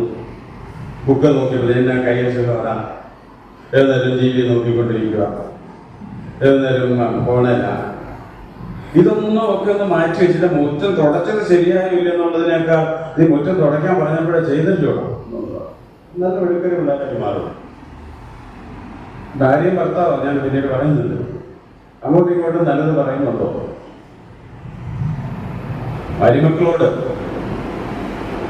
നല്ലതൊന്നും പറയാൻ പോകണ്ട, ഉപദ്രവിക്കായിരുന്നു. നല്ലതൊന്നും പറയാനോ അത്രയൊന്നും നമ്മൾ പറഞ്ഞിട്ടില്ല. ഉപദ്രവിക്കാതെ കല്യാണം ഇപ്പൊ വലിയ ആഘോഷങ്ങളല്ലേ. കല്യാണമൊക്കെ ഇപ്പൊ ഭയങ്കര ആഘോഷമാണ്. ആഘോഷ പിറ്റേന്ന് ഒരു ദിവസമുണ്ട്. ഒരു കല്യാണം പിറ്റേന്നുണ്ട്. ചെമ്പ് കൊണ്ടുപോകാനായിട്ട് ആള് വരും, അല്ലെങ്കിൽ സാധന സാമഗ്രികൾ മാറ്റാൻ വേണ്ടി ആള് വരും. എല്ലാ ആഘോഷങ്ങളുടെയും പിറ്റേന്ന് ജീവിതം ഉണ്ടോ എന്ന് ചിന്തിക്കണം. കൂടെ ഉള്ളവരെ ചേർത്ത് പിടിക്കാനായിട്ട് പറ്റണം. ഈ പോസിറ്റീവ് എനർജി നന്മ പറഞ്ഞുകൊണ്ട് ഞാൻ നിന്നെ സ്നേഹിക്കുന്നു എന്ന് പറയുന്നതിലല്ല അർത്ഥം. പിന്നെന്താണ്? ഞാൻ നിന്നെ വാല്യൂ ചെയ്യുന്നു, വിലമതിക്കുന്നു. അതുകൊണ്ടാണ് നീ എൻ്റെ കൂടെ ഇത്രയും നാൾ ജീവിച്ചത്. നീ വേണമെന്ന് ഞാൻ പറയുന്നത് ഞാൻ നിന്നെ വാല്യൂ ചെയ്യുന്നതുകൊണ്ടാണ്. വാല്യൂ ചെയ്യും. ഒരു അധ്യാപകന്റെ ക്ലാസ്സിൽ വരുന്ന എല്ലാ കുട്ടികളും ഇമ്പോർട്ടൻ്റ് ആണെന്ന് ചിന്തിച്ച് ആ കുട്ടികളെ വാല്യൂ ചെയ്യുമ്പോഴാണ്. അതിന് സ്നേഹം എന്നൊന്നും പറയാൻ പറ്റില്ല. അതിനപ്പുറത്തെ ഒരു സംഭവം വാല്യൂ ചെയ്യും. ഒരു വ്യക്തിക്ക് കൊടുക്കുന്ന വാല്യൂവിന് അത് ഏറ്റവും കൂടുതൽ കൊടുത്തത് ഭാരതീയ പാരമ്പര്യമാണ്. അതുകൊണ്ടാണ് നമ്മൾ അഹംബ്രഹ്മാസ്മി ദൈവത്തെ പോലെ കവച്ചു കാടിയാൽ അവിടെ വലിപ്പച്ചെറുപ്പമൊന്നുമില്ലാതെ തൊട്ടുമുട്ടുന്ന ഒരു സംസ്കാരം, ഇന്നു പോകുന്ന ഒരു സംസ്കാരം ഇവിടെ ഉണ്ടായിട്ടുള്ളത് അതുകൊണ്ടാണ്. ഇവിടുന്നെല്ലാം നടന്ന് വ്രതം നോക്കി ശബരിമല ചെല്ലുമ്പോൾ നമ്മൾ കാണുന്നത് സ്വർണ്ണപ്പാടിയല്ല. അതിന് മുന്നേ കാണുന്നത് എന്താണ്? നമ്മൾ കാണുന്നത് തത്വമുസ്ലിം എഴുതിയ വാക്കാണ്. നീ ആരെയാണോ അന്വേഷിച്ച് വന്നത് അത് നീയാണ്. നീ മേലെ വന്നേക്കരുത്. നീ അന്വേഷിച്ചിട്ട് കണ്ടെത്താൻ പറ്റാത്തവരാണല്ലോ പിന്നെ നീ ആരെ അന്വേഷിച്ച് നടക്കുന്നത്? നീ തന്നെ. നീ തിരുത്ത്. നിന്റെ ഉള്ളിലുണ്ട്. അത്രയും വാല്യൂ ചെയ്യുന്ന ഒരു സംസ്കാരവും ഇല്ല. സായിപ്പാണ് good morning. I wish a good morning for you എന്നാണ്. നമ്മൾ നമസ്തേ എന്ന് പറയുന്നത്. നിന്റെ ഉള്ളിൽ ഇരിക്കുന്ന ദൈവത്തെ ഞാൻ നമസ്കരിക്കുന്നു. അതൊന്നും ആരും പറയുന്നില്ലേ? നിങ്ങൾ പറഞ്ഞു. അത് പറയുമ്പോൾ ഓർക്കണം, അവിടെ അപ്പുറത്തിരിക്കുന്ന ആള് ദൈവമാണെന്ന് ഓർത്തുകൊണ്ടാണ് നമസ്കരിക്കുന്നത്. കൂടെയുള്ളവരെ ചേർത്ത് പിടിക്കാനും വാല്യൂ ചെയ്യാനും കഴിയുമ്പോഴാണ് നമുക്ക് ഈ പറഞ്ഞത് ആരാണെങ്കിലും കേട്ടോ, ആരാണെങ്കിലും അത് ചേർത്ത് പിടിക്കാൻ പറ്റുന്നു. ഒരു വ്യക്തിയാണല്ലോ കൂടെയുള്ളത്. ആ വ്യക്തിക്ക് പരിമിതികളോടുകൂടി ആ വ്യക്തിയെ സ്നേഹിക്കുമ്പോഴാണ് ഞാൻ വാല്യൂ ചെയ്യുന്നത്. ഇതിലും ബെറ്റർ ആയിട്ടുള്ള ഒരാളെ എനിക്ക് കിട്ടാമായിരുന്നിരിക്കാം, പക്ഷെ എന്റെ കൂടെ ഉള്ളതാണ് ഏറ്റവും ബെറ്റർ ആയിട്ട് എനിക്ക് കിട്ടിയിട്ടുള്ളതെന്ന് ചിന്തിക്കലാണ് ഈ വാല്യൂ എന്ന് പറയുന്നത്. എന്റെ മക്കളെ കുറിച്ച് ആ ഒരു വാല്യൂ നമുക്കുണ്ടാകും. എല്ലാ വ്യക്തിയോടുമുള്ള ഒരു സ്നേഹത്തിന്റെ അപ്പുറത്തുള്ള സാധനമാണ്. KSRTC ബസ്സില് കണ്ടക്ടർ ഇങ്ങനെ ടിക്കറ്റ് എല്ലാം കൊടുത്തിട്ട് ഒത്തുനോക്കുമല്ലോ, എല്ലാവർക്കും ടിക്കറ്റ് കൊടുത്തോ എന്നാണ്. അങ്ങനെ എല്ലാവർക്കും ടിക്കറ്റ് കൊടുത്തോ നോക്കിയപ്പോൾ ഒരാൾ ടിക്കറ്റ് എടുത്തിട്ടില്ല. അങ്ങനെ അയാളെ ഇങ്ങനെ തപ്പി ഓരോരുത്തരുടെ അടുത്ത് ചെന്ന് ചോദിച്ചു, ടിക്കറ്റ് എടുത്തു. ചിലർക്ക് അസ്വസ്ഥപ്പെടുന്നുണ്ട്, എടുത്തു എന്ന് പറഞ്ഞു. പക്ഷേ ഒരെണ്ണം കുറവുണ്ട്. വിളിച്ചു ചോദിച്ചു, ടിക്കറ്റ് എടുത്തോ? എല്ലാവരും എടുത്തു. പക്ഷെ ഒരു ടിക്കറ്റ് ഇല്ല, എടുത്തിട്ടില്ല. അവസാനം കണ്ടുപിടിച്ചു, ബസ്സിന്റെ ഏറ്റവും പുറകിൽ നീളത്തിലുള്ള സീറ്റിൽ ഒരു മനുഷ്യൻ കിടന്ന് ഉറങ്ങുന്നുണ്ട്. ആ മനുഷ്യനാണ് ടിക്കറ്റ് എടുക്കാത്തെന്ന് തോന്നി. അയാൾ അടുത്ത് എന്ന് ചോദിച്ചു, ടിക്കറ്റ് എടുത്തോ? അയാൾ പറഞ്ഞു, ഇല്ല, ഞാൻ ഉറങ്ങിപ്പോയി. അപ്പൊ പറഞ്ഞു, ഉറങ്ങിക്കോ, സമയമുണ്ടല്ലോ ഇനി എടുക്കാൻ. ഈ മനുഷ്യനോട് ആ കണ്ടക്ടർ കാണിച്ച ആ ഒരു സ്നേഹത്തിന്റെ പേരാണ് കാരുണ്യം എന്ന് പറയുന്നത്. അതിന്റെ പേരാണ് ആത്മീയത എന്ന് പറയുന്നത്. കാരണം ഈ കണ്ടക്ടർ അറിയുന്നില്ല, 7 ദിവസം മുമ്പേ തന്റെ ഭാര്യ മരിച്ചിട്ട് ആ ഭാര്യയുടെ എന്തോ ഒരു ചടങ്ങിന് വേണ്ടി പോയിട്ട് വരുന്ന മനുഷ്യനാണ് എന്ന് തിരിച്ചറിയാതെ അതൊരു കേവലം മനുഷ്യനായിട്ട് തന്നെ അയാളോട് കാണിച്ച ആ കാരുണ്യത്തിന്റെ പേരാണ് ആത്മീയത. അത് ഒരിടത്ത് പോയി അന്വേഷിക്കണ്ട. അത് വീട്ടിൽ തന്നെ കാണിക്കാൻ പറ്റുന്നുണ്ടോ? ഇതൊക്കെ അറിഞ്ഞോണ്ട് ചെയ്യും. നമ്മൾ ഒരാളോട് ചോദിക്കില്ല, പേരെന്താണ്, എന്ത് ചെയ്യുന്നു. മൂന്നാമത്തെ ചോദ്യമുണ്ട് അല്ലെ, എന്ത് ചെയ്യുന്നു എന്ന് ചോദിക്കും, സ്ഥലം ചോദിക്കും. മൂന്നാമത്തെ ചോദ്യമാണ് എന്ത് ചെയ്യുന്നു. എന്തിനാണ് അത് ചോദിക്കുന്നത്? എങ്ങനെ ബഹുമാനിക്കണമെന്ന് അറിയാൻ അല്ലേ, എങ്ങനെ ബഹുമാനിക്കണമെന്ന് അറിയാൻ വേണ്ടിയാണ്. അപ്പോൾ ഞാൻ പറഞ്ഞത്, ഈ കാരുണ്യം കാണിക്കുന്ന നമ്മുടെ വീട്ടിലും ആകാം. ഇത്രയും നാൾ നമ്മളെ വളർത്തി വലുതാക്കി ഇപ്പൊ ചില മെമ്മറി പ്രശ്നങ്ങളൊക്കെ ഉള്ള, ഇപ്പൊ ചില ദുശാഠ്യങ്ങളൊക്കെ ഉള്ള ഒരു അച്ഛനോ അമ്മയോ നമ്മുടെ വീട്ടിലുണ്ടായിരിക്കാം. അവരോടുള്ള ഒരു നേരത്തെ കാരുണ്യത്തിന്റെ പേരാണ് ആത്മീയത എന്ന് പറയും. നമ്മുടെ വീട്ടിൽ വന്ന് കയറി എന്ന് പറയുന്ന ഒരു പെണ്ണുണ്ടാവും, ഇറക്കി വിടുകയും വന്ന് കയറുകയും അല്ലെ. പെണ്ണുണ്ടാകുമ്പോൾ തൊട്ടാ പറഞ്ഞു വിടണം, ഇവിടെ ഇറക്കി വിടണം, ഇറക്കി വിടണം. പെണ്ണുങ്ങളാരും സമ്മതിക്കില്ല, ഇവിടെ ഇപ്പം സമ്മതിക്കില്ല, അവർക്ക് മെടുക്കലായി. എന്നാൽ ഈ വന്ന് കയറിയെന്ന് നമ്മൾ പറയുന്ന ഈ ഒരു കുട്ടിയോട് ഏറ്റവും കൂടുതൽ പോര് കാണിക്കുന്നത്, ഇന്നേ വരെ ഈ 30 വർഷത്തിലെ എൻ്റെ ഒഫീഷ്യൽ ജീവിതത്തിനിടയിൽ എൻ്റെ ബേസിക് കൗൺസിലിംഗ് ഒക്കെയാണ് ഞാൻ പഠിച്ചിരിക്കുന്നത്. അതിനകത്ത് ഇതേവരെ ഒരു അമ്മായിയച്ഛൻ പോരായിട്ട് എൻ്റെ അടുത്ത് ഒരാൾ പോലും വന്നിട്ടില്ല. വന്നത് മുഴുവൻ അമ്മായിക്ക് പോലും. നിങ്ങളല്ല കേട്ടോ, ഞാൻ ഈ തിരുവനന്തപുരത്തേക്ക് കോട്ടയത്ത് നിന്ന് പേര് വരാറ്. ഒരു കയറി വരുന്ന ഒരു സ്ത്രീയെ മാനിക്കാൻ കഴിയാത്തടത്തോളം ചെറിയ മനസ്സുള്ളവർ എവിടെ ചെയ്ത് കയറി പോയിട്ട് കഴിഞ്ഞു. ഇന്ന് അത് തീരുമാനമെടുക്കണം. ഞാൻ ഈ കഴിഞ്ഞ ദിവസം മുഴുവൻ എന്റെ മനസ്സിന് അരട്ടിക്കൊണ്ടിരുന്ന ഒരു കാര്യം, കുറെ പെണ്ണുകൾ എന്റെ കൈ കിട്ടിയിട്ട് നോക്കിയിരുന്നപ്പോഴാണ്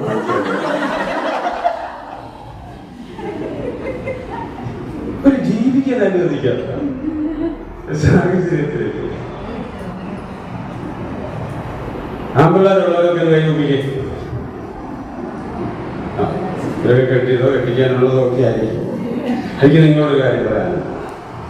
കുടുംബജീവിതത്തിന്റെ അന്തസ്സത്തെ നിലനിന്ന് പോകണമെങ്കിൽ ആൺകുട്ടി ഉണ്ടെങ്കിൽ അവനെ കല്യാണം കഴിപ്പിച്ച് വേറെ താമസിക്കണം. സ്വന്തം വീടിന്റെ അടുത്തായിക്കോട്ടെ, നമുക്ക് വയ്യാതാകുമ്പോൾ അവൻ വരും, അന്വേഷിക്കും. ഇത് നമ്മൾ ഇത്രയും കാലം പോര് കുത്തി 25 വർഷം പോര് കുത്തി മടുത്ത് കഴിഞ്ഞ് വയ്യാതായി കഴിഞ്ഞ് ഇവർ നോക്കത്തില്ല. ഒരു അകലം വേണം, തൊട്ടപ്പുറത്ത് താമസിപ്പിക്കണം. 2 അടുക്കള വേണം. ഈയുടെ നെയ്ത്തറയും പറഞ്ഞാൽ ഒരു കസാരയെ കയറി 2 പേർക്ക് ഇരിക്കാൻ പറ്റത്തില്ലാത്തതുപോലെ 2 കുടുംബം ഒരു വീട്ടിൽ പണ്ട് ഉണ്ടായിരുന്നു, ഇല്ലെന്നല്ല. പക്ഷെ ഒത്തിരി പേരുടെ കണ്ണീരുകൾ നിറഞ്ഞ അകത്തളങ്ങളുണ്ടായിരുന്നു. ജീവിച്ചിട്ടില്ല. ഒരു ആയുസ് മുഴുവൻ ഒരു അടുപ്പിൽ ഊതി തീർന്ന ജന്മങ്ങൾ നമുക്കുണ്ടായിരുന്നു. നേർച്ച നേരുമ്പോൾ മാത്രം ഒരു പെരുന്നാളിന് പോകുന്ന ജന്മങ്ങൾ നമ്മുടെ വല്യമ്മമാരായിട്ടുണ്ടായിരുന്നു. അവരെയൊക്കെ അവതരവോടുകൂടി കണ്ടോണ്ടാണ് ഞാൻ പറയുന്നത്. അന്നത് ആവശ്യമായിരുന്നു, ഇല്ലാതെ വേറെ സ്ഥലമില്ല. 3-4 പേര് ഉണ്ട്, ഇവിടെ നടക്കത്തില്ല, അപ്പൊ ഇറങ്ങും ഈ തിരിച്ചു വന്നേക്കരുത് എന്നൂടെ പറയും. ഫോണില്ല, ഒന്നും ഇന്ന് കാലം മാറി. അതുകൊണ്ട് ഇവരെ നിങ്ങളിപ്പോ ആമ്പിള്ളേരുള്ളവരെ ഇപ്പൊ ഇടയ്ക്കിടയ്ക്ക് പറയും നീ കെട്ടിയിട്ട് വേണം. അപ്പൊ എനിക്ക് 3 ആമ്പിള്ളേരാ. അപ്പൊ ചിലർ എന്നോട് പറയും എനിക്ക് പെൺപിള്ളേരില്ല. അപ്പൊ എന്നോട് പറയാം സാറിന് 3 മക്കൾ വരുമല്ലോ. ഇല്ല, ഒരിക്കലും ഇല്ല. 3 പെൺമക്കൾ വരുന്നത് എങ്ങനെയാ? അവന്റെ ഭാര്യയല്ലേ വരുന്നത്. എനിക്കങ്ങനെ ഒരു ദിവസം വീട്ടിൽ നിന്നുള്ള ഞാൻ പറഞ്ഞിട്ടുണ്ട്. പിറ്റേ ദിവസം നോക്കണം. ഞായറാഴ്ച വന്നു വേണമെങ്കിൽ തിങ്കളാഴ്ച നോക്കും. അത് ഞാൻ വളരെ ആലോചിച്ചതന്നെ പറയുന്നത്. എന്റെ അഭിപ്രായം ഉള്ളവരൊക്കെ ഉണ്ടാകാം, എനിക്ക് കഴിയുന്നില്ല. ഞാൻ 4 വർഷം മുമ്പേ എന്റെ സോഷ്യൽ മീഡിയയിൽ എന്റെ യൂട്യൂബ് ചാനൽ ഞാൻ എഴുതിയിട്ട് അതുപോലെ 5000-6000 പേര് അത് കമന്റ് ഇട്ടിട്ടുണ്ട്. ഇതിലും അനുഭവിച്ചു. എന്റെ അനുഭവം കൊണ്ട് ഞാൻ പറയുന്നത് അത് നടക്കത്തില്ല. അഥവാ അത് നടക്കണമെങ്കിൽ അതുപോലെ പങ്കാളിത്തവും സ്നേഹവും കരുതലും ഉള്ള ഒരു കയറി വരുന്ന പെണ്ണ് വേണം. അത് ഒത്തു കിട്ടുന്നതാണ്. അങ്ങനെയുള്ള അപൂർവം കുടുംബങ്ങളുണ്ട്. അങ്ങനെ ഉണ്ടെങ്കിൽ അത് നടക്കും, അല്ലെങ്കിൽ അത് ഒത്തു പോകത്തില്ല.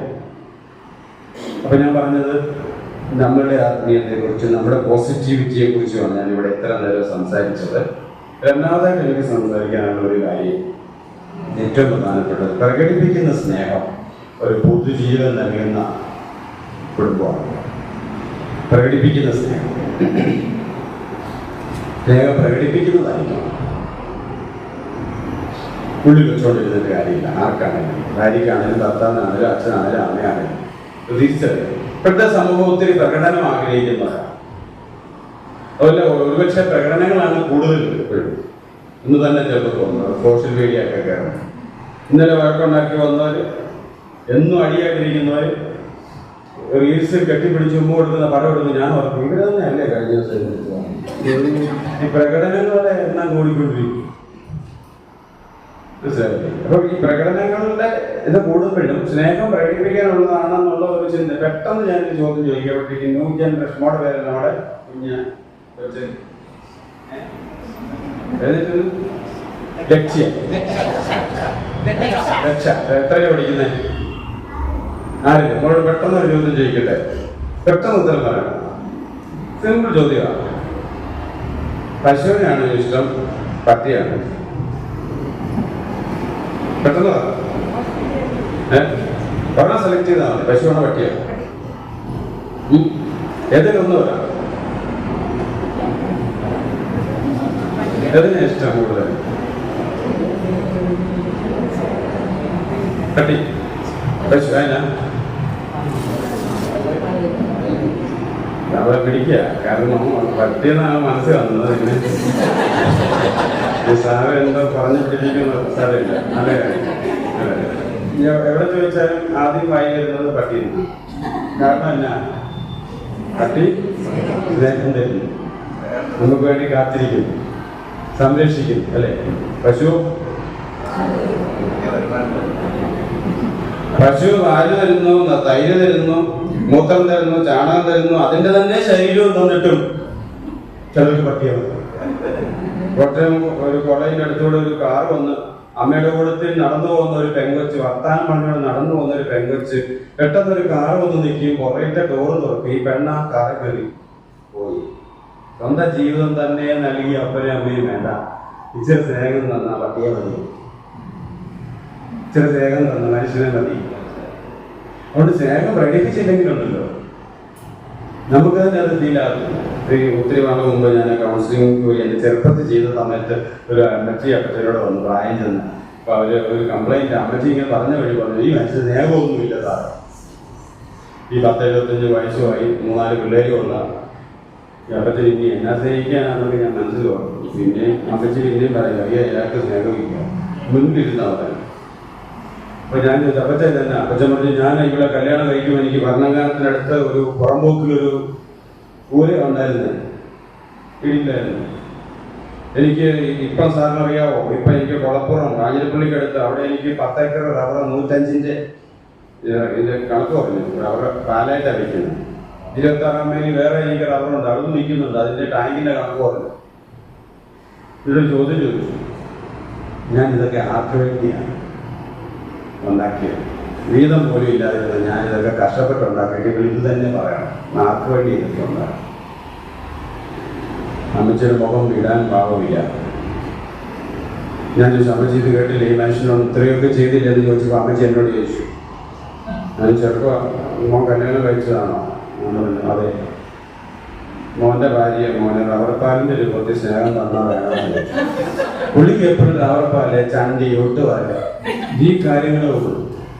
ഈ അമ്മച്ചിയോട് സംസാരിക്കുമോ വർത്താനം പറയും, അതിൽ കൂടുതൽ എന്ന് റബ്ബറിനെ കെട്ടിപ്പിടിച്ചിരിക്കുന്ന ചില ദമ്പതികളെ കാണും. ഞാനിത് ഓർക്കാണ്, റോഡിൽ കൂടെ നടന്നു പോകുമ്പോൾ ഭാര്യ ഭർത്താവുമാണെങ്കിൽ പെട്ടെന്ന് തിരിച്ചറിയും. അടൂരിന്റെ സിനിമ പോലെ തിരിച്ചറിയും. എന്തുകൊണ്ടാണ് ജീവിതം, ദാമ്പത്യ ജീവിതം പരാജയപ്പെടുന്നതെന്ന് അറിയാവോ? സ്നേഹമില്ലാഞ്ഞിട്ടല്ല, സൗഹൃദമില്ലാഞ്ഞിട്ടല്ല. സ്നേഹമല്ല വരുന്നത്, സൗഹൃദം. കാരണം സന്തോഷം, ജയപ്രകാശ്, മറ്റേ സന്തോഷം, വിനോ, 4 പേരും കൂടെ ഒരു കമ്പനിയൊക്കെ കൂടി വൈകുന്നേരം കൂട്ടുകാരാണ് കാറിൽ കയറി പോവാം. സന്തോഷമാണ് വണ്ടി ഓടിക്കും. അപ്പൊ ഒരു 2 കിലോമീറ്റർ കഴിഞ്ഞപ്പോൾ ജയപ്രകാശ് പറഞ്ഞു, വണ്ടി നിർത്തി അല്ല, ഇത് മൊബൈൽ അവിടെ കുത്താൻ വെച്ചാൽ എടുത്തില്ല, അതിൻ്റെ ഒരു കാര്യം എന്ന് പറഞ്ഞ് വണ്ടി തിരിച്ചു പോയി മൊബൈൽ എടുത്ത് ആശയൊക്കെ പറഞ്ഞു പോകും. ഇത് സന്തോഷത്തിന്റെ ഭാര്യയാണെന്ന് വിചാരിച്ചു. ഭാര്യ വീട്ടിൽ പോയി തിരിച്ചു വരും. ഞാൻ ഫ്രണ്ട് ചെയ്യുമ്പോൾ ഭാര്യ പറഞ്ഞു, അയ്യോ ചേട്ടാ നിർത്തിക്കുകയല്ലേ, ഫോണവിടെ വീട്ടിൽ നിന്റെ അന്നത്തെ ദിവസത്തിന്റെ പോയതിന്റെ എല്ലാം കൂടെ പോകും. കുഴി കിടന്നത് വഴി എഴുതുന്നത് എന്റെ അപ്പനും അമ്മയ്ക്ക് തന്നെ ഈ സ്വഭാവമാണ്.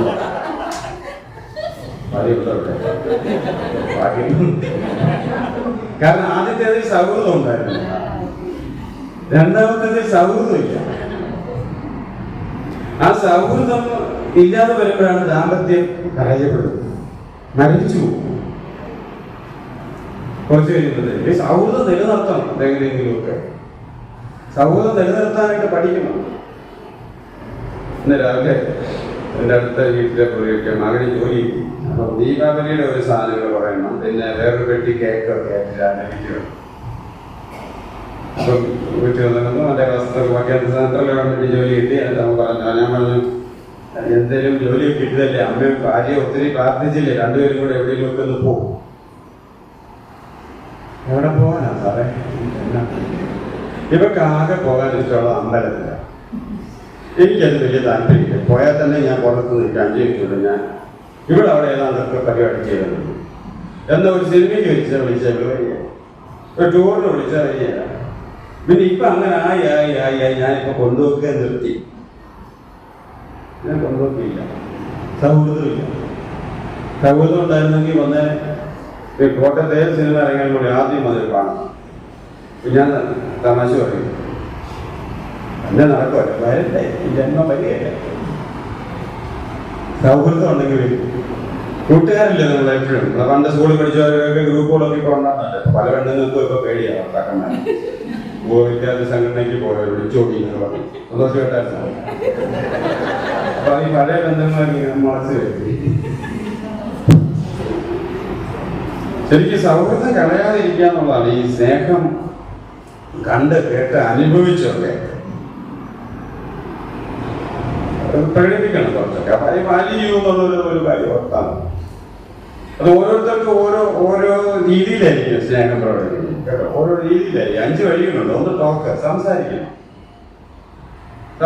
ഓർത്തോടെ 3 ലെയറുകളുണ്ട് കമ്മ്യൂണിക്കേഷൻ കേട്ടോ. ഒന്നാമത്തത് നീഡ് ഷെയർ. ഒരു കൂടി പാല് മേടിച്ചോണ്ട് പോകണം കേട്ടോ. നീല അല്ലെ, 2-3 വോയിസ് മെസ്സേജ് വരികയല്ലേ. ആദ്യം പറയും 1 കിലോ തക്കാളി, 1/4 കിലോ ഇഞ്ചി. ഓക്കെ, ഞാൻ പിന്നെ പിടിച്ചോണ്ടിരിക്കും. അടുത്ത കുറച്ച് കഴിയുന്നു ഇറങ്ങി നോക്കുമ്പോൾ അന്നേരമാണ് ഉള്ളിയുടെ വരുന്നത്. പിന്നെ കടയെത്താറാകുമ്പോൾ ഒന്നുകൂടെ നോക്കും, അന്നേരമാണ് വെളുത്തുള്ളിയുടെ. സ്ത്രീകൾ എങ്ങനെയാണ്, അതായത് വേറെ മനസ്സിലാക്കുക. എല്ലാം ഒന്നിച്ചു പറയാറില്ല. അങ്ങനെ ഒന്നിച്ച് പറഞ്ഞാൽ നിങ്ങളുടെ സ്ത്രീയല്ല. ഞാനിങ്ങനെ അറിഞ്ഞെന്നാണ്, തിരുവനന്തപുരത്തെ കാര്യമാണ്. അപ്പോ സംസാരിക്കണമല്ല. അത് ഈ കമ്മ്യൂണിക്കേഷന്റെ നീഡ് ഷെയറിങ് കഴിഞ്ഞ ഉടനെ ഫാക്ട് ഷെയറിങ്, ഇതിലെ വസ്തുതകൾ പറയാം. ഇന്ന് ക്ലാസ് തുടങ്ങി നിസ്സാറായിരുന്നു, വസ്തുതകളൊക്കെ പങ്കുവയ്ക്കും. അല്ലെങ്കിൽ വന്ന വഴി മഴയായിരുന്നു, ഇടിയായിരുന്നു, ബ്ലോക്കായിരുന്നു. ഇനി മൂന്നാമത് നടുക്കൊരു ലെയറുണ്ട്. ആ ലെയറാണ് ഫീലിംഗ് കമ്മ്യൂണിക്കേഷൻ. ഫീലിംഗ് ലെയറാണ്. നിനക്ക് വന്നപ്പോൾ തന്നെ മുഖത്തൊരു സന്തോഷമില്ലാത്തത്, അല്ല ചേട്ടൻ എന്നാ ഭയങ്കര ദേഷ്യത്തിരിക്കുന്നു. ഫീലിങ്സ് ഷെയർ ചെയ്യും. ഇത് മലയാളികളുടെ കാര്യത്തിൽ ഇത് വളരെ വളരെ വളരെ വളരെ ബുദ്ധിമുട്ടാണ്. ഫീലിങ്സ് ഷെയർ ചെയ്യും. ഇത് സ്കൂളുകൾ ഒന്നെടുത്ത് നോക്കി, കുറ്റം പറയാൻ നല്ല കേട്ടോ, ഞാൻ നല്ല സ്കൂളുകളുണ്ട്, ഇല്ലെന്നല്ല. ഈ കുട്ടികളൊന്ന് ചിരിച്ചാൽ എന്തിനാണ് പറഞ്ഞിരിക്കുന്നത്, കരഞ്ഞാൽ പറഞ്ഞാൽ നിൽക്കുന്നതറിയാം, ദേഷ്യപ്പെട്ടാൽ പറയുന്നത് ദേഷ്യപ്പെടുന്ന ഫീലിങ്സ് ഷെയർ ചെയ്യാൻ പഠിപ്പിക്കാം. കരഞ്ഞാൽ ഇറ്റ്സ് ഓക്കെ, ദാറ്റ്സ് ഫൈൻ. കരയില്ല. അതുകൊണ്ടാണ് ഇപ്പൊ ഞാൻ അവിടെ കോട്ടയത്ത് വടവാതൂര് ടിഷ്യൂ പേപ്പർ മേടിച്ചു വെച്ചിരിക്കും. നിങ്ങൾ കണ്ടില്ലേ? നിങ്ങൾ കൂടെ ഇരുന്നില്ലേ? കുറെ പിള്ളേർ. എനിക്ക് എല്ലാ ആഴ്ചയിലും ഒരു കെട്ട് ടിഷ്യൂ പേപ്പർ വേണം. കാരണം ഈ കരയുന്നവർക്ക് എടുത്ത് കൊടുക്കാൻ. ഇപ്പൊ വന്നാൽ കാണാം അവിടെ ഇരുന്ന ഇതല്ലേ പാർവതി ടിഷ്യൂ പേപ്പർ എടുത്ത് അവിടെ വെച്ചിരിക്കുക.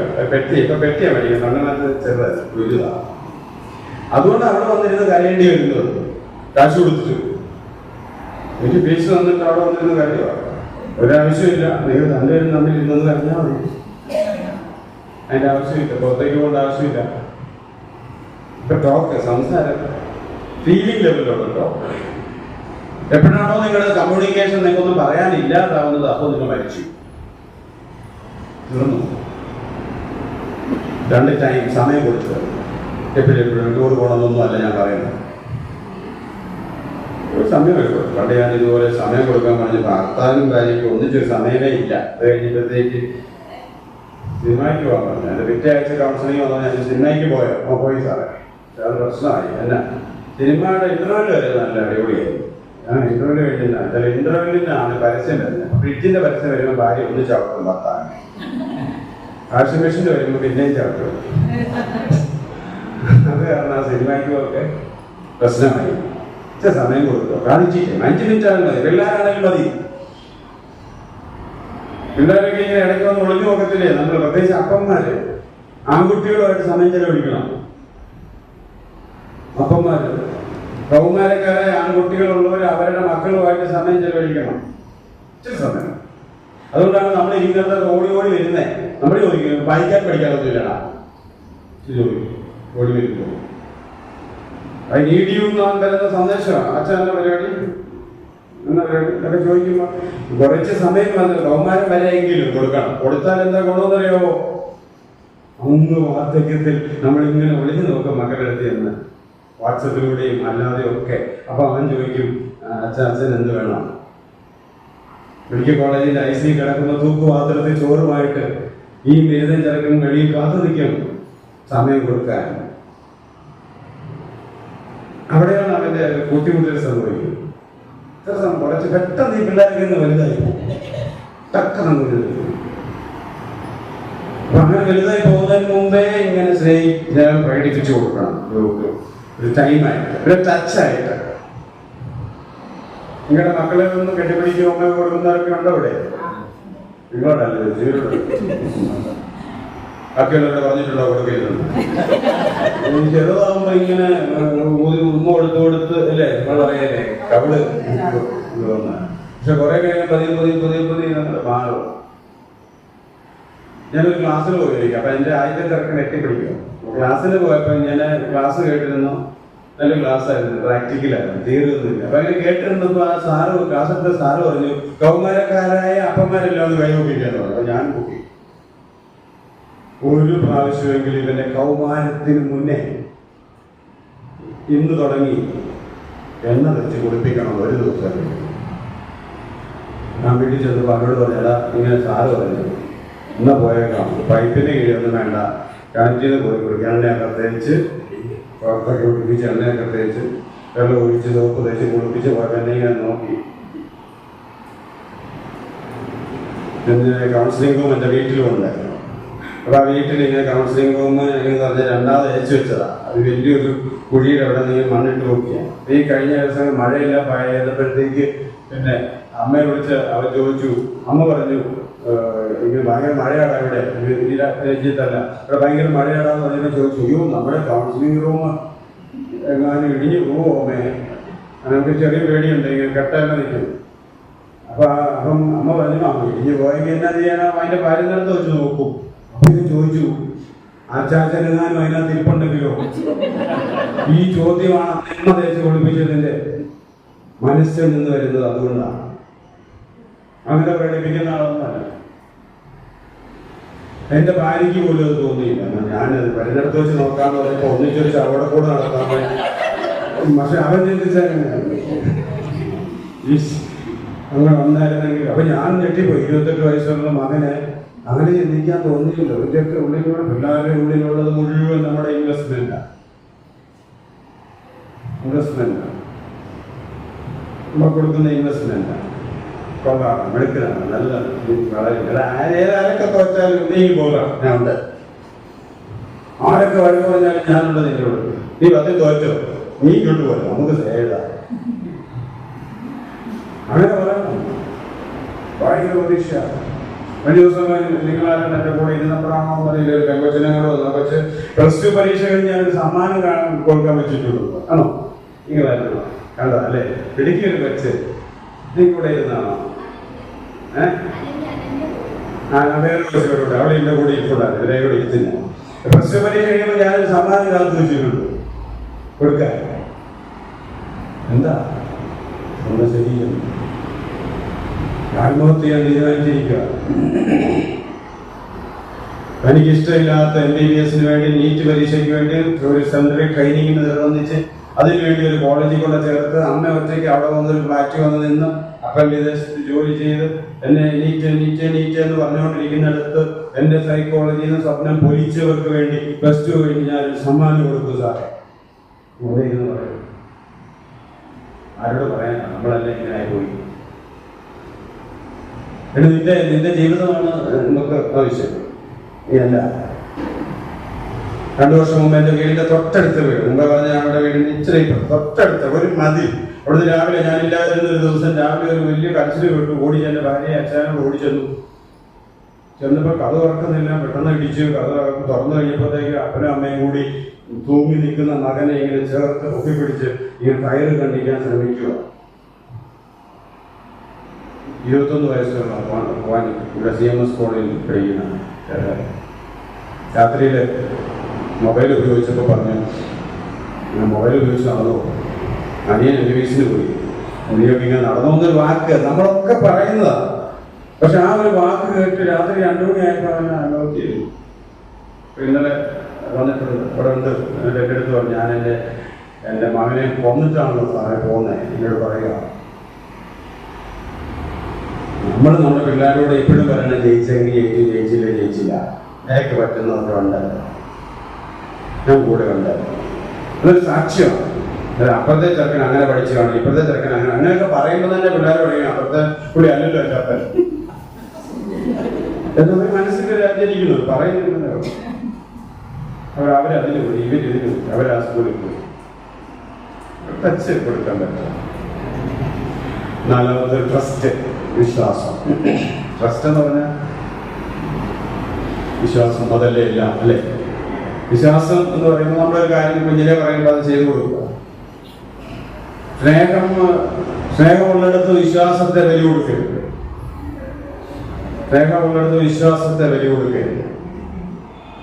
നമ്മളൊക്കെ ഈ വിശ്വാസം ഉള്ളതുകൊണ്ടാണ് ജീവിതത്തിൽ കുടുംബം ഇങ്ങനെ ഇത്തരം മുന്നോട്ട് പോയത്. വിശ്വാസത്തിൽ ഇത്തരം മുന്നോട്ട് പോകുന്നത് നമ്മൾ ഓരോരുത്തരും തന്നെ ഒരു അത്ഭുതമാണെന്നുള്ള തിരിച്ചറിവിനകത്തോടെ. മലയാളത്തില് ഇംഗ്ലീഷില് ചെറിയ അക്ഷരത്തിൽ I എന്ന് എഴുതുമ്പോൾ അതിന്റെ അർത്ഥം ഞാൻ എന്നാണ്. I തിരിച്ചെടുക്കുക എന്നാണ്. ആശ്ചര്യമാണ്, എക്സ്ക്ലമേഷൻ ആണ്. അത്രയധികം ഒരു അത്ഭുതം എന്റെ ഉള്ളിലുണ്ടെന്നുള്ള തിരിച്ചറിവിലൂടെ നമ്മൾ നടക്കുന്നത്. അതുകൊണ്ട് തന്നെ അവർ വിശ്വാസത്തെ നഷ്ടപ്പെടുത്തരുത്. നമ്മുടെ കുട്ടികളെ പഠിപ്പിക്കണം. അടുത്തത് ടോളറൻസ്, സഹിഷ്ണുത. അത് കുറവായിട്ടല്ലേ? സഹിക്കാൻ പറ്റുന്നില്ല അല്ലെ. നമുക്കൊരു 10 മിനിറ്റ് കറണ്ട് ഇല്ലെങ്കിൽ അത് വീട്ടിലുള്ള അവസ്ഥ നടത്താനില്ല. പിള്ളേരൊന്നും ആദ്യം കറണ്ടില്ല ജീവിതം ചാർജ് തീരാൻ തോന്നും. നമ്മുടെ എത്ര വീട്ടിൽ കറണ്ട് ഉണ്ടായില്ല. നമുക്കിപ്പോ ക്ഷമാശീലം വളരെ കുറവാണ്. ഭയങ്കര ക്ഷമാശീലം.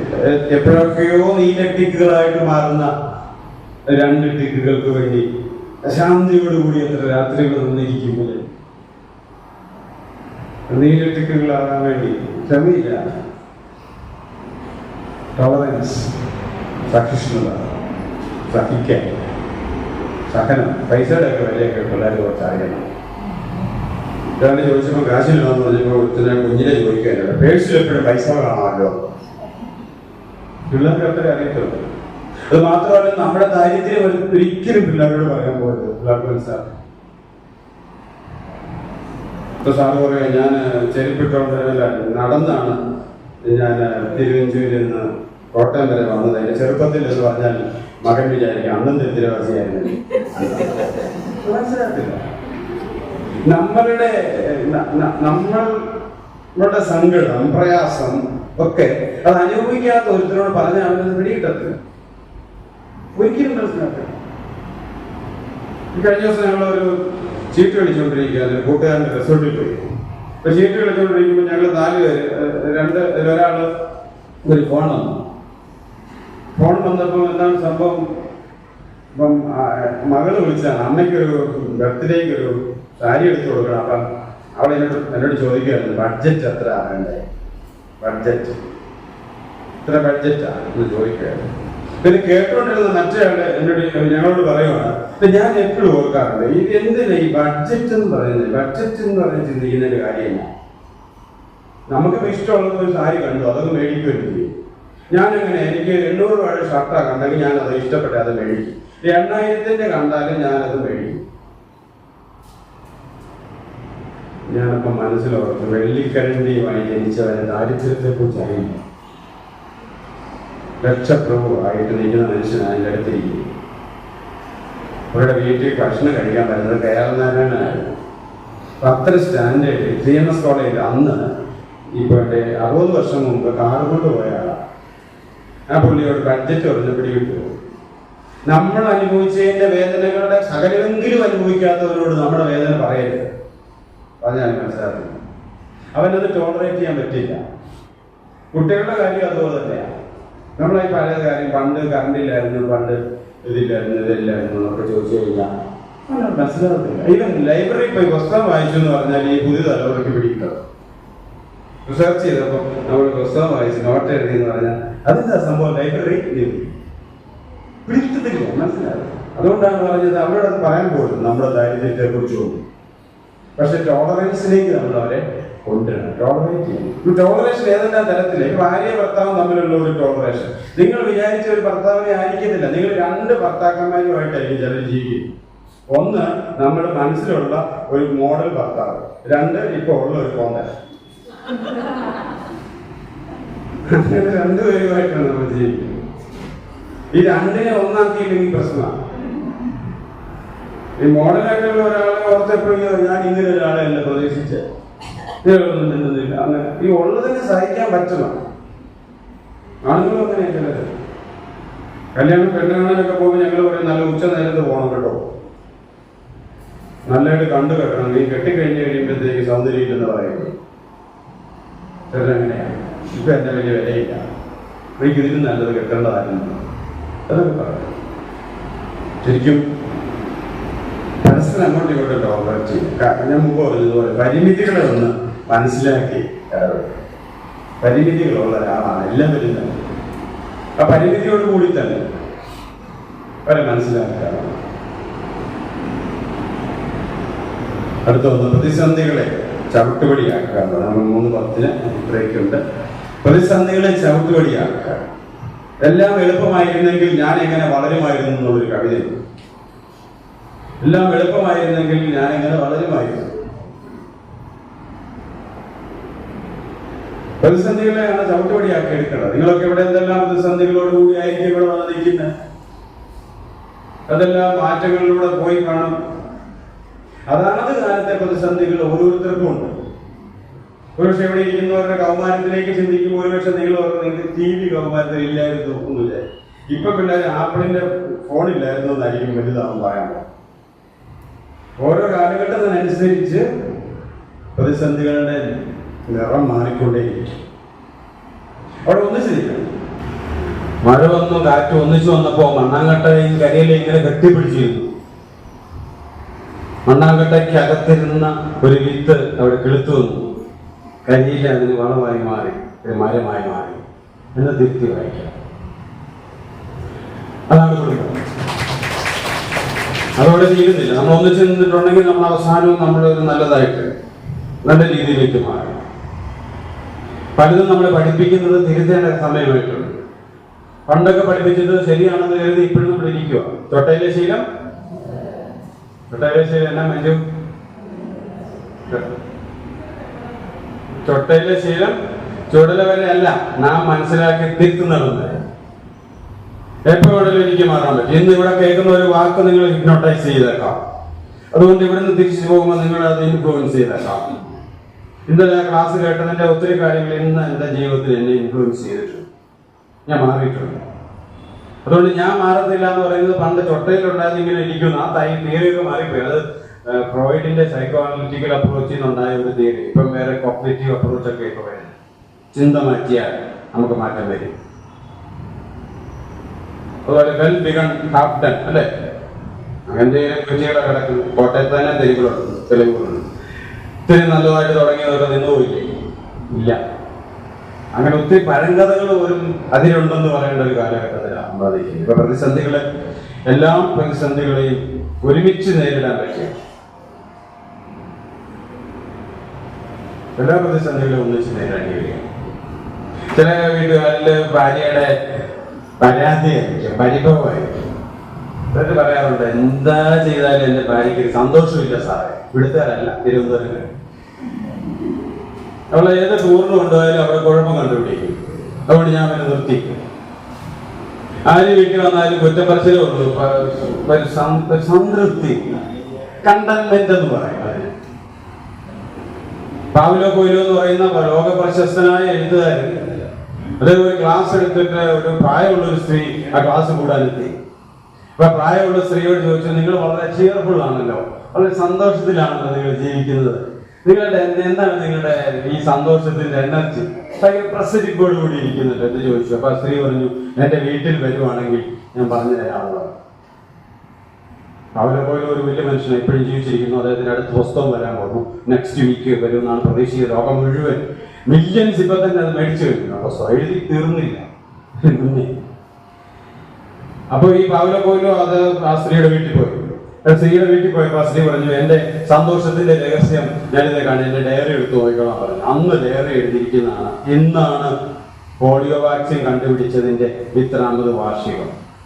അപ്പൊ ചോദിച്ചു, പോളിയോ വാക്സിൻ കണ്ടുപിടിച്ചത് നിങ്ങളുമായിട്ട് എന്നാ ബന്ധം?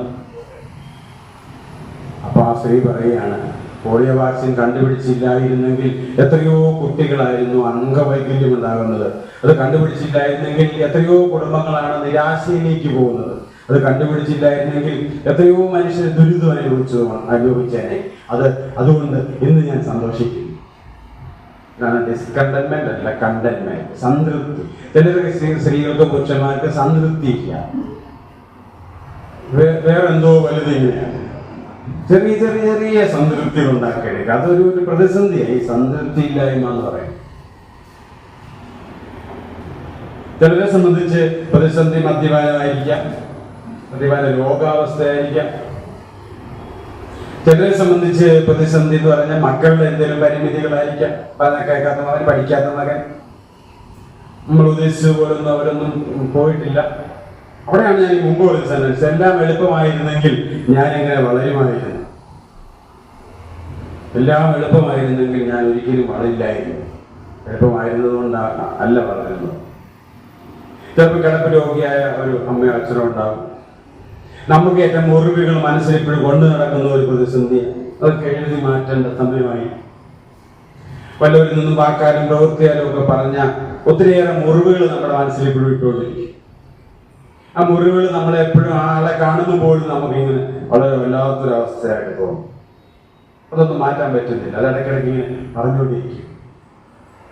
മനസ്സിലേറ്റ മുറിവുകൾ ഇങ്ങനെ തികിട്ടിക്കൊണ്ടിരുന്ന് നാശത്തിലേക്ക് പോകുന്ന മനുഷ്യരുണ്ട്. അതൊക്കെ കഴിഞ്ഞു. നമ്മൾ ഇതുവരെ എത്തിയില്ലേ? നമ്മളെ വളർത്തുകയായിരുന്നല്ലോ എന്ന് ചിന്തിക്കാൻ. നമ്മളെ വളർത്തുകയായിരുന്നല്ലോ. അപ്പൊ അത്തരത്തിലുള്ള പ്രതിസന്ധികളെ എങ്ങനെ മാനേജ് ചെയ്യണം എന്നുള്ളത് നമ്മൾ തന്നെ തീരുമാനിക്കുക. നമ്മുടേതായ പ്രതിസന്ധികൾ എന്താ? നമ്മുടേതായ പ്രതിസന്ധികൾക്ക് ഒരു പരിഹാരം നമ്മൾ തന്നെ കണ്ടുപിടിക്കുന്നുണ്ടോ? നമ്മളെ അലട്ടുന്ന എന്തെങ്കിലുമൊക്കെ പ്രതിസന്ധികളും പ്രശ്നങ്ങളും നമുക്ക് തന്നെ ഉണ്ടോ? അനീഷ് മോഹന്റെ കാര്യമൊക്കെ ഇവിടെ പറഞ്ഞു. അവർക്കൊക്കെ കൈയും കാലും ഒക്കെ ഉണ്ടല്ലോ. ഇന്നലെ എന്നെ വിളിച്ചപ്പോൾ പറഞ്ഞു, സാറേ കൈ മാറാറായി. ഇപ്പൊ ഞാൻ ചോദിച്ചു എത്ര രൂപയാവും? നല്ല കൈ മേടിക്കണം, അത് ഏറ്റവും നല്ല ബെസ്റ്റ് കൈ മേടിക്കണമെങ്കിൽ 50 ലക്ഷം രൂപയാവും ഒരു കൈക്ക്. ഇപ്പൊ ഞാൻ ഉപയോഗിച്ചിരിക്കുന്നത് 2 ലക്ഷം രൂപയുടെ കൈയാണ്. എന്റെ കാശൊന്നുമില്ല, കുറവാണ്. അവിടെ ഞാൻ കൈ മേടിക്കാൻ, ഒരു കാല് മേടിക്കണമെങ്കിൽ അത് കൂടുതലോ. അപ്പൊ നമ്മൾ അറിയുന്നില്ലല്ലോ നമ്മുടെ ചെറിയ ചെറിയ ദുഃഖങ്ങളെയും ചെറിയ ചെറിയ ചാറ്റൽ മഴകളെയും ഒക്കെ ഇങ്ങനെ മനസ്സിൽ കണ്ടുകൊണ്ട് എനിക്കൊന്നുമില്ല എന്ന് വിചാരിച്ചിരിക്കുന്ന എത്രയോ പേരാണ്. മീറ്റിംഗിൽ പോയി പറഞ്ഞ പോലെ ഒരിക്കലും ഒരു PTA മീറ്റിംഗിൽ സംബന്ധിക്കാൻ സാധിക്കാത്ത എത്രയോ മനുഷ്യർ ഈ ലോകത്ത്. അപ്പോഴാണ് നമ്മൾ ചെറുക്കം പഠിക്കുന്നില്ല എന്ന് പറഞ്ഞാൽ അത് വലിയ സംഭവമാണ്. ചിലരൊക്കെ ചെറിയ ഒരു ചിതൽപുറ്റിൽ നിന്ന് വലിയ ഹിമാലയ പർവ്വതം ഉണ്ടാക്കി വയ്ക്കും, വലിയ പ്രശ്നങ്ങളാക്കി മാറ്റി. പ്രതിസന്ധികളൊക്കെ ചവിട്ടുപടികളൊക്കെ, stumbling blocks will become the stepping stones. തടസ്സക്കല്ലുകളൊക്കെ കുത്തുകല്ലുകളായിട്ട് മാറും. കുത്തുകല്ലുകളൊക്കെ ആ കൂടെ നിൽക്കണം. ഞാൻ 3ാം ക്ലാസ്സിന്റെ കഥ പറഞ്ഞില്ലേ, 2ാം വർഷം പഠിച്ചത്. എന്നിട്ട് എന്നെ അവിടെ നിർത്തിയില്ല. എന്നെ 3 വെച്ച് നേഴ്സറി സ്കൂളിൽ ചേർത്തു. കാരണം ഒന്നും എഴുതാൻ അറിയത്തില്ലാത്ത ഒരുത്തൻ ജയിക്കണ്ട. അതുകൊണ്ട് നേഴ്സറി പോയി പഠിച്ചിട്ട് വരാൻ പറഞ്ഞ് പള്ളിയുടെ നേഴ്സറി കൊണ്ടുപോയിട്ട്, അവിടെ ഒരു സിസ്റ്ററാണ്, പ്രായം ചെയ്യുന്ന സിസ്റ്റർ. അപ്പൊ അവിടെ എനിക്ക് ഭയങ്കരമായിട്ട് ഇഷ്ടപ്പെട്ടു. ഇങ്ങനെ ചാടുന്ന കുതിര, അതായത് സൈക്കിള് ഓടിക്കുന്ന സാധനങ്ങൾ. പക്ഷെ ഞാൻ എന്താ ചെയ്തത്, ഈ കൊച്ചു പിള്ളേരായതുകൊണ്ട് ഇവരെയൊക്കെ അത്യാവശ്യം സഹായിച്ച് കുതിര പുറത്തൊക്കെ കയറ്റി ഇരുത്തി അടിക്കുകയും ചെയ്യും. എനിക്കിഷ്ടമുള്ളവരൊക്കെ കൂടുതൽ സമയമൊക്കെ അടിച്ചിട്ടുണ്ട്. മുട്ടായി മേടിച്ചിരുന്നവരെ കുഞ്ഞുങ്ങളല്ലേ, ഞാൻ ഇല്ല. അപ്പൊ എല്ലാ പ്രാവശ്യം എന്നെ നേഴ്സറിയിലോട്ട് കൊണ്ടുപോകുമ്പോ എല്ലാ പിള്ളേരും ഇങ്ങോട്ട് വരും. എന്റെ അച്ഛൻ എന്റെ കയ്യില് എന്റെ ബാഗും പിടിച്ച് എന്റെ കൂട്ടത്തില് സ്കൂളിന്റെ അവിടെ നേഴ്സറിയിലോട്ട് പോകുമ്പോ എല്ലാവരും എന്റെ അച്ഛനോട് ഇവിടെ അവിടെ കൊണ്ടുപോകുന്നു ചോദിക്കും. അപ്പൊ ഇവനെ എഴുതാനൊന്നും അറിയത്തില്ല, അത് കാരണം ഇവനെ നേഴ്സറി കൊണ്ടുവിടുക. ഇന്ന് ഒരു നിമിഷം പോലും എന്റെ അപ്പൻ എന്നോട് ചോദിച്ചിട്ടില്ല, എടാ ആണും പെണ്ണുമായിട്ട് ഒരെണ്ണമല്ല, ഈ വീട്ടിൽ പോയി നീ വീട്ടുപേര് തുടരാൻ ഒരാളില്ലാത്ത നീ പഠിക്കാതെ പിഴച്ചു പോവുകയാണല്ലോടാന്ന് ചോദിച്ചില്ല മനുഷ്യൻ. കാരണം മനുഷ്യന് വിദ്യാഭ്യാസം ഇല്ലായിരുന്നു. നമ്മളൊക്കെ വിദ്യാഭ്യാസം ആയതുകൊണ്ട് ചോദിക്കും, നീ ഇവിടെ ഒറ്റ നല്ലടാ ഉള്ളൂ, നീ അവിടെ പോവല്ലേ, നീ പഠിച്ചില്ലെങ്കിൽ എങ്ങനെ ആവുമെന്ന്. നമുക്കിപ്പോ വിദ്യാഭ്യാസം ഉള്ളത് കൊണ്ട് നമ്മൾ ഇവരെ ചോദിച്ചുകൊണ്ടേയിരിക്കും. അന്ന് ആ ലജ്ജാകരമായ അവസ്ഥയിൽ അവിടെ പോകുമ്പോഴും എന്നെ ഒരിക്കലും എൻ്റെ അപ്പൻ ഒരു വാക്ക് പോലും നോയിച്ചിട്ടില്ല. ഓർക്കണം, ഈ കുഞ്ഞുകാരിയല്ല, നേഴ്സറിയിലെ 3 തോറ്റു. നേഴ്സറി ഓർക്കണേ, എളുപ്പം നിങ്ങൾക്കിപ്പോ ചിരിക്കാം. അപ്പോഴും കൂടെ നിൽക്കുകയെന്ന് പറയുന്നത് വിവരമില്ലായിരുന്നത് കൊണ്ട് 5ാം ക്ലാസ് വരെ പഠിച്ച എൻ്റെ അപ്പൻ ഇപ്പോഴും ഞാൻ അച്ഛൻ്റെ കൂടെ ഇപ്പോഴും എന്നീ ഷർട്ട് അദ്ദേഹം തേച്ച് തന്നത് ഇട്ടിട്ടാ ഞാനിവിടെ. അന്ന് ചോദിച്ചിട്ടില്ല. ഞാൻ ഈ 3ന്റെ കഥ എന്റെ PhDയുടെ പ്രസന്റേഷൻ യൂണിവേഴ്സിറ്റിയുടെ ഇവിടെ പോയി കയറുന്നത് അച്ഛനോടായിരുന്നു. ഏറ്റവും ഫ്രണ്ട് അന്ന് തോറ്റതിന്റെ പ്രതികാരം, എന്റെ കൂടെ നിന്നതിന്റെ ഒരു സന്തോഷം അറിയാതെ ഇങ്ങനെ ഇൻഫ്ലുവൻസ് ചെയ്യുന്നു കേട്ടോ. പ്രതിസന്ധികൾ നമ്മളായിരുന്നെങ്കിൽ എന്തൊക്കെ ആക്കും, അവന് എന്തൊക്കെ ശരി സ്കൂളിൽ നിന്ന് പറഞ്ഞു വിടും. CBSE-ക്കാരാണ് എപ്പോഴും കേരളയിലെങ്ങാനും കൊണ്ടുവിടും, കേരളക്കാരാണ് ഇവനെ ഇങ്ങോട്ട് തള്ളിവിട്ടിരിക്കുന്നു, വീട്ടിൽ പറയും നാട്ടിൽ പറയും എന്നൊക്കെ പരിഗണനകളാണ് നടക്കുന്നത്. എനിക്കൊന്ന് ഇവിടെ എന്റെ പ്രതിനിധികളോട് എനിക്ക് പറയാനുള്ള വലിയൊരു കാര്യം, നിങ്ങൾ തുടർച്ചയായി മക്കളെ പരിശീലിപ്പിക്കുന്നതിനെ കുറിച്ച് ക്ലാസ്സുകൾ വെക്കണം തന്നെ. അന്നത്തെ വലിയൊരു അത്യാവശ്യം, എല്ലാവരും ഒരു ഭൂതം കയറിയിരിക്കുക. നമ്മുടെയൊക്കെ അച്ഛനും അമ്മയ്ക്ക് നമ്മളെ കുറിച്ച് ടെൻഷൻ ഇല്ലായിരുന്നത് കൊണ്ടാണ് ഇപ്പോഴും നമ്മൾ ആത്മഹത്യ ചെയ്യാതിരിക്കുന്നത്. രാത്രിയായി പോയി കിടന്നുറങ്ങണ വെള്ളക്കൂന്നിട്ടെന്ന് പറയുന്നത് കൊണ്ടാണ് ഇപ്പൊ നമ്മൾ ഇട്ടിരിക്കുന്നത്. ഇപ്പൊ കിടക്കാൻ സമ്മതിക്കും, ഇരിക്കാൻ സമ്മതിക്കും.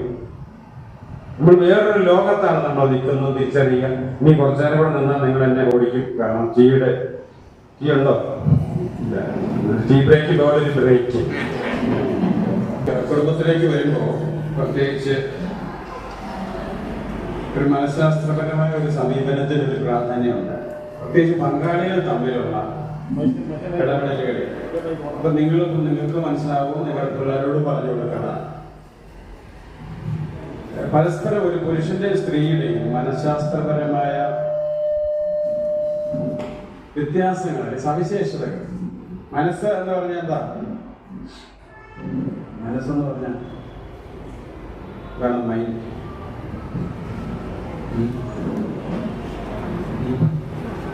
മൈൻഡ് എന്ന് പറഞ്ഞാൽ എന്താ? Function of the brain. തലച്ചോറിന്റെ പ്രവർത്തനമാണ് മനസ്സ്.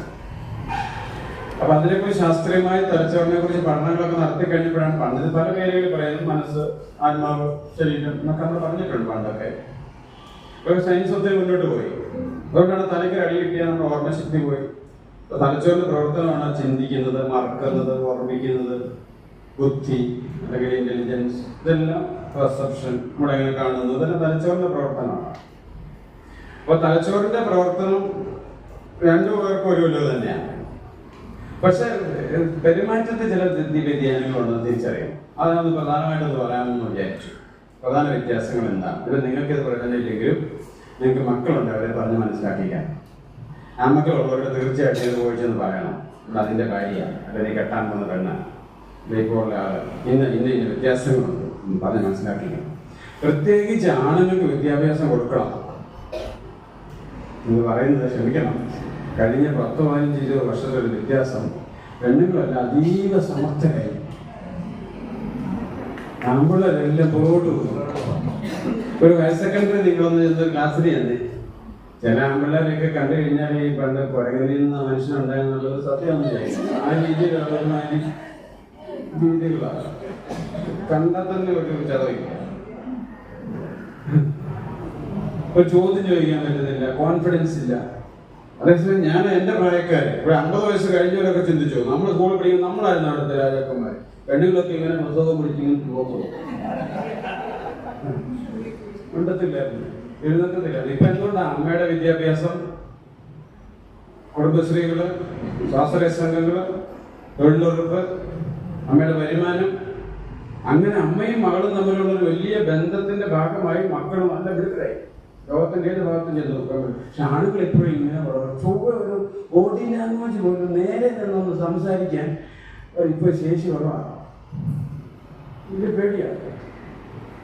ഞാൻ പറഞ്ഞ അതുകൊണ്ട് മനഃശാസ്ത്രപരമായ മനസ്സ് തലച്ചോറിന്റെ പ്രവർത്തനമാണ്. ചില വ്യത്യാസമാണ്. ഒന്ന്, ജീവിതാവസ്ഥകളെ മുന്നിൽ കാണാനുള്ള ഒരു മൂന്നാം കണ്ണ് സ്ത്രീക്കുണ്ട്. ഓർത്തോണം, മൂന്നാം കണ്ണ് പുരുഷനില്ല. ബൈബിളിലുണ്ടല്ലോ, പീലാത്തോസിന്റെ അരമനെ വെച്ച് യേശുക്രിസ്തുവിനെ ക്രൂശിക്കരുതെന്ന് പീലാത്തോസിന്റെ ഭാര്യയ്ക്ക് സ്വപ്നത്തിൽ ദർശനമുണ്ടായി. ഈ പുറകെ നടന്ന 12 എണ്ണത്തിന് പിടികിട്ടി. സ്ത്രീക്ക് എപ്പോഴും ഒരു ഇതുണ്ട്. ചിലരെ കാണുമ്പോൾ സ്ത്രീകൾ പറയും അവളുമായിട്ട് അധികം ഇത് വേണ്ട കേട്ടോ, അത് ശരിയില്ല. വായിക്ക് ശരിയാണ് ഓർത്തോ. സ്ത്രീയുടെ വാക്കിന് വില കൊടുക്കണം, ഒരു അപകടം വരും. മുന്നേ കാണാൻ ഒരു സ്ത്രീ. അതുകൊണ്ടാണ് ഉറങ്ങിക്കിടക്കുമ്പോഴും കൊച്ച് കരഞ്ഞാൽ സ്ത്രീ അത് കേൾക്കും. ഒരു കുറുക്കം വെച്ച് കിടന്നു കേൾക്കത്തില്ല. എന്തോ വരാൻ പോകുന്നതിനെ കുറിച്ച് സ്ത്രീക്ക് തിരിച്ചറിയാനുള്ള കഴിവ് ഈശ്വരനെ കുറിച്ചിട്ടുണ്ട്. ഒരു മൂന്നാം കണ്ണാണ്. ഇപ്പൊ ലൈബ്രറിയുടെ അവിടുന്ന് ഈ പാർവതിയെ പോലെയുള്ള ഒരു പെൺകൊച്ചും വേറൊരു ചക്കനും കൂടെ അല്പം ചൊല്ലിയിട്ട് ഇങ്ങനെ ലൈബ്രറി അവിടെ നിന്ന് ഇറങ്ങി വരുമ്പോഴത്തേക്ക് പ്രിൻസിപ്പലിന്റെ മുന്നേ ചാടിയാൽ എവിടെ പോയതായിരുന്നു ചോദിച്ചാൽ പെണ്ണായിരിക്കും ആദ്യം പറയുന്നത്. ലൈബ്രറി പോയ സാറാണ് ആണിങ്ങനെ നിൽക്കുന്നത്. പെട്ടെന്ന് തരവരിയല്ല, മനസ്സിലായില്ലേ? അപ്പൊ ആണിന് ഈ സ്ത്രീ പറയുന്ന വാക്കിന് വില കൊടുക്കണം. നിങ്ങളുടെ മകള് നിങ്ങളോട് പറയാം അച്ഛ ഇച്ചിരി കൂടുന്നുണ്ട് കേട്ടോ, വില കൊടുക്കണം. സിഗ്നൽ പ്രവർത്തനം. ഒരു പെണ്ണ് പറയാ ചാറ്റിങ് ഇച്ചിരി കൂടുന്നുണ്ട്, അത് എന്നെ ചീറ്റിങ് ആകും, വാക്ക് കൊടുക്കണം. അടുത്തത്, സ്ത്രീക്ക് സ്വന്തം സൗന്ദര്യം വളരെ ഇമ്പോർട്ടൻ്റ് ആട്ടോ. പുരുഷന് അംഗീകാരവും വിലയും കൊടുക്കണം. ഭാര്യയുടെ മുന്നേ വെച്ച് വേറൊരു പെണ്ണിന്റെ സൗന്ദര്യത്തെ ഒരിക്കലും പുകഴ്ത്തി പറയരുത്. സന്തോഷം രാവിലെ എഴുന്നേറ്റ് പത്രത്തിൽ നോക്കി മഞ്ജു വാര്യരുടെ പടം, കാരണം എടീത് കണ്ടോടി ഇത്ര പ്രായമുള്ള മഞ്ജുവാരികൾ എന്നെ സുന്ദരി പറയരുത് പണിയെടുക്കാം. അതേസമയം ഞങ്ങളോട് പറയുക ഭാര്യ മമ്മൂട്ടിയെ കണ്ടോ എന്നാ ഞങ്ങൾക്കൊന്നും പ്രത്യേകിച്ച് തോന്നത്തില്ല. ഒരു പെണ്ണിനെ ഒരിക്കലും വേറൊരു ഭാര്യയുടെ മുന്നിൽ വെച്ച് പൊക്കി പറയും. അവർക്കത് ഇഷ്ടമല്ല. അത്രയ്ക്കും ഹൃദയവിശാലത ഉള്ളതൊന്നുമല്ല, അവർക്കത് ഇഷ്ടമല്ല. നീയാണ് ഐശ്വര്യ റായിയെക്കാട്ടിലും ഭംഗിയുള്ളതെന്ന് പറഞ്ഞോണം. സന്തോഷത്തിന് അതിന് പ്രത്യേകിച്ച് കുഴപ്പമില്ല.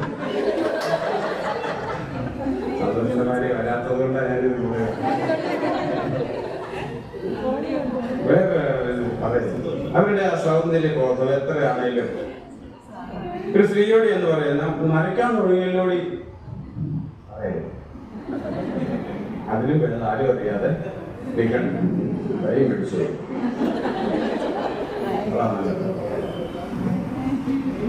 സ്ത്രീക്ക് എപ്പോഴും അത് ഒരുങ്ങിയൊക്കെ വരുമ്പോൾ ഒന്ന് പറഞ്ഞേക്കണം. ചില സ്ത്രീകൾക്ക് ഒരു പ്രത്യേക കഴിവുണ്ട് ചോദിക്കാൻ. എങ്ങനെയുണ്ട് ചേട്ടാന്ന് കേൾക്കുന്നത് ചിലർ മിണ്ടാതിരിക്കും. കഴിഞ്ഞാൽ എൻ്റെ ഡിപ്പാർട്ട്മെന്റിൽ ഒരു ടീച്ചറുണ്ട്, കൊച്ചു വേണ്ട. അത് ഞാൻ ഭയങ്കര തിരക്കായിരുന്നു. 4ാമത്തെ അവർ ഞാൻ നോക്കിയപ്പോഴാണ് കാണുന്ന ഇങ്ങനെ ഒരു സാരിയൊക്കെ എടുത്ത് നല്ല വെറ്റ് ബ്ലൗസ് ഒക്കെ ഇങ്ങനെ കലാപരിപാടിയൊക്കെ ചെയ്ത് ഇത് ഉഗ്രമാണല്ലോ എന്ന് ഞാൻ അന്നേരം എനിക്ക് തോന്നിയത്. അപ്പൊ എന്നോട് പറയാ 4ാമത്തെ അവറാണിത്. 1ാമത്തെ അവർ പറയാൻ എല്ലാവരും മിണ്ടാതെ നടക്കുക. ചിലരാണ് അങ്ങേപ്പുറത്തെ ഓഡിറ്റോറിയത്തിൽ നിന്ന് സാരി എടുത്തിട്ട് ഓണപരിപാടിക്ക് പഠിപ്പിക്കാത്ത പിള്ളേർ പോലും കൂടി ഇവിടെ വന്നിട്ട് എങ്ങനെയുള്ള സമയമെന്ന് ചോദിക്കും. ചോദിച്ചു പഠിക്കും ചിലര്. ചിലർക്ക് അതിനുള്ള സ്കില്ലില്ല. എൻ്റെ അമ്മ ചോദിക്കുമായിരുന്നു, കറിക്ക് ഇച്ചിരി എരിവ് കൂടുതലല്ലേ? അപ്പൊ അപ്പം പറയും, വലിയപ്പം പറയും ഓ. അത് പിന്നെ ചോദിക്കും ഇച്ചിരി ഉപ്പ് കൂടിയിട്ടുണ്ടോ? നല്ലതാണെന്ന് കേൾക്കാൻ വേണ്ടിയാ പറയല്ലേ. സ്ത്രീകളുടെ സൗന്ദര്യം താഴ്ത്തി സംസാരിക്കരുത്. മനസ്സിലായി? പുരുഷൻ അങ്ങനെയാണെന്നറിയോ, വലിയ സംഗതികളോട് താല്പര്യം. വലിയ ആൾക്കാരെ കണ്ടു, അത് കണ്ടു, ഇത് കണ്ടു. ഇപ്പൊ നമ്മള് തിയേറ്ററിൽ ചെല്ലുമ്പോഴത്തേക്ക് നമുക്ക് ടിക്കറ്റ് ഉണ്ട്, വേറെ ടിക്കറ്റ് ഇല്ല. അപ്പോഴാണ് നമ്മൾ അറിയുന്നത് അവൻ ടിക്കറ്റ് എടുത്തില്ല. അപ്പൊ നമ്മുടെ സ്വാധീനം ഉപയോഗിച്ചുകൊണ്ട് തിയേറ്ററിൽ അവിടെ ഇവിടെയൊക്കെ കയറി അടുത്ത ഓണൊക്കെ വിളിച്ച് നമ്മൾ ടിക്കറ്റ് ഉണ്ടാക്കി അവന് കൊടുക്കുമ്പോഴത്തേക്ക് ഇവിടെ ഭാര്യ വാങ്ങിയില്ല. നമ്മളെന്ത് വലിയൊരു സംഭവമാണ് കഴിയുന്നത്. ഞാൻ പണ്ട് കല്യാണം കഴിച്ചിട്ട് അധികമായില്ല. അപ്പൊ അന്നേരമാണ് കോട്ടയത്ത് കളക്ടറേറ്റ് എന്തോ ആവശ്യത്തിന് കളക്ടറെ കാണാൻ വന്നു. വിജിത് കുമാർ ആണെന്ന് എനിക്ക് തോന്നുന്നത്. അപ്പൊ അദ്ദേഹം വന്നപ്പോ എന്നോട് ഒരു സാറേ ചായ കുടിക്കാമെന്ന് ചേട്ടാ. ഞാൻ എനിക്കത് 30 വയസ്സൊന്നുമില്ല താഴെ. അപ്പൊ കളക്ടറല്ലേ ചോദിക്കുന്നത് ചായ കുടിക്കാണ്, വേണ്ടതിൽ നമ്മൾ സമ്മതിക്കും. അപ്പൊ ഇതേ ഇരിക്കുന്നതിന് പുറമെ ചെറിയ സംവിധാനമുണ്ട്. അപ്പൊ അവിടെ എന്നെ കൂടെ വിളിച്ചു കൊണ്ടുപോയി ഒരു ചായയൊക്കെ അവിടെ 4 പേർ അവിടെ ഉണ്ടാക്കി തന്നു, കൊണ്ടുവന്നു, കുടിച്ചു. ഇപ്പൊ ഞാനിങ്ങനെ ഇരിക്കുക, ഫോണില്ല എന്ന്. വീട്ടിൽ ചെല്ലുമ്പോൾ എൻ്റെ ഭാര്യയോട് പറയണം, അത് പുതിയ ഭാര്യയല്ലേ, അറിയാൻ ആയില്ല. അപ്പം പറയണം, എനിക്കൊന്ന് ഉച്ചയ്ക്ക് ആരുടെ കൂടെ ആ ചായ കുടിച്ചെന്ന് അറിയാമോ ഒന്ന് ചോദിക്കണം എന്നൊക്കെ പറഞ്ഞൊക്കെ ഇരുന്ന് ഞാൻ ചെല്ലുക വീട്ടിൽ. അത് ഞാൻ പറഞ്ഞു, നിനക്കറിയാമോ ഞാൻ ഇന്ന് 6 കൂടെയാ ചായ കുടിച്ചെന്ന്? ഇല്ല, 6 കൂടെയാ. അപ്പൊ ഞാൻ പറഞ്ഞു, കോട്ടയം ജില്ലാ കളക്ടർ IAS ആളുടെ കൂടെയാണ് ഞാൻ ചായ കുടിച്ചത്. പറഞ്ഞ ഉടനെ എന്തോ ചിന്തിച്ചപ്പോൾ പെട്ടെന്ന് എന്നോട് എല്ലാം ഭാര്യ ചോദിച്ചു, ഇഞ്ചി മേടിച്ചായിരുന്നു? അന്ന് ഉച്ചയ്ക്ക് വിളിച്ച് പറഞ്ഞ 1/4 കിലോ ഇഞ്ചി മേടിച്ചു. ഇവരങ്ങനെയാണ്. കാരണം നമുക്ക് ഇഞ്ചി കൊടുത്തിട്ട് വൈകുന്നേരം ഇഞ്ചി തിന്നാതിരിക്കുമ്പോഴത്തേക്ക് ഇത് കറിയില്ലെന്ന് ചോദിച്ചു. അത് വേറെ കാര്യം. പുരുഷനോ കളക്ടറോ വലിയ ആളെ കളക്ടറുടെ കൂടെ ഒക്കെ അങ്ങനെ പറയുന്നത് ഞങ്ങൾ ആഗ്രഹിക്കും.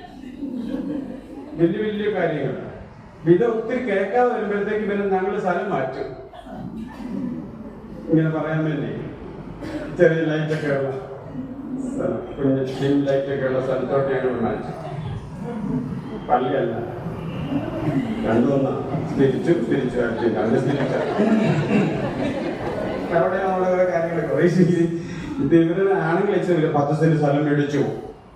10 സെന്റ് സ്ഥലം മേടിച്ചെങ്കിലും 10 സെന്റ് സ്ഥലം മേടിച്ചു പിന്നെ ഇത്ര നാളെ അത് മേടിച്ചല്ലോ, ഇതൊക്കെ ചെയ്തല്ലോ, ഒരു വീടാണെങ്കിലും കിണറുണ്ടല്ലോ, ഒരു ഇതുണ്ടല്ലോ. ഇങ്ങനെ നമ്മുടെ അഭിമാന ബോധത്തെ ഉയർത്തിക്കണം, ഞങ്ങൾ തകർത്തിക്കട്ടെ. ഞങ്ങൾക്കിഷ്ടം. അടുത്ത അയലൊക്കത്തെ ചേട്ടൻ ഗിയ മേടിച്ചു. നമുക്ക് ഗിയയും ഇല്ല, ഒന്നുമില്ല, കഴിഞ്ഞ സ്കൂട്ടറേ ഉള്ളൂ എന്ന് വിചാരിച്ചു. ഇപ്പൊ ചേട്ടാ കണ്ട ആ പുള്ളി ഗിയ മേടിച്ചു എന്ന് പറയുമ്പോൾ നമ്മളെ താഴ്ത്തോ ചെയ്യും. അപ്പോൾ അത് ഒന്ന് ഓർത്തോണം, നമ്മളുടെ അംഗീകാരം കൊടുക്കണം. അത് സ്ത്രീകൾക്കെല്ലാം ബാധകമാണ്, അവരുടെ സൗന്ദര്യബോധം. ഇപ്പൊ കൗമാരക്കാരായിട്ടുള്ള പെൺപിള്ളേരുള്ളവരോടൊക്കെ നിങ്ങൾ അവരുടെ സൗന്ദര്യമാണതൊക്കെ പറയണം കേട്ടോ. കണ്ണ് നല്ലതാ, മൂക്ക് നല്ലതാ, ചെവി നല്ലതെന്നൊക്കെ അവരോട് പറയണം ഇടയ്ക്കിടയ്ക്കിടയ്ക്ക്. അല്ലെങ്കിൽ ബാംഗ്ലൂർ പഠിക്കാൻ പോകുമ്പോൾ ചെറുക്കൻ കണ്ണ് നല്ലതെന്ന് പറഞ്ഞാൽ അന്നോടത്തിൽ പോകും. മറ്റേ കൊച്ചാണെങ്കിൽ വളർന്ന കൊച്ചാണെങ്കിൽ പറയാൻ ഞാൻ എത്ര കേട്ടിട്ടുണ്ട്, എൻ്റെ അമ്മ പറഞ്ഞിട്ടുണ്ടോ, കോൺഫിഡൻസ്.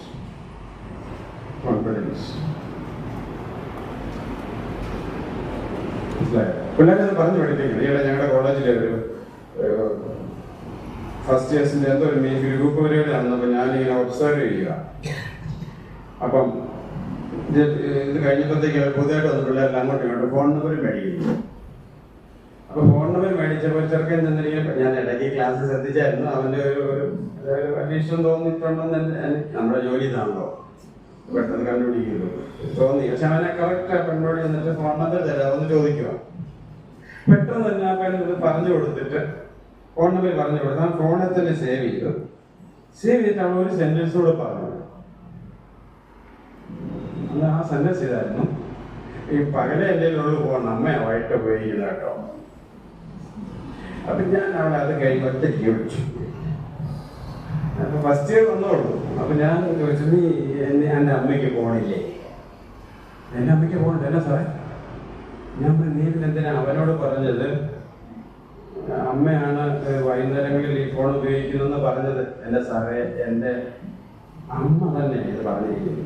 നീ ആർക്ക് വേണമെങ്കിലും ഫോൺ നമ്പർ കൊടുത്തു, പക്ഷെ പകൽ മാത്രമേ ഫോൺ എന്തായാലും ഉള്ളൂ, വൈകിട്ട് അമ്മയുടെ കയ്യിലാന്ന് പറയും. പിന്നെ അവൻ ഒരു മെസ്സേജ് അയക്കുകയായി. അമ്മയ്ക്കല്ലേ കിട്ടുന്നത്.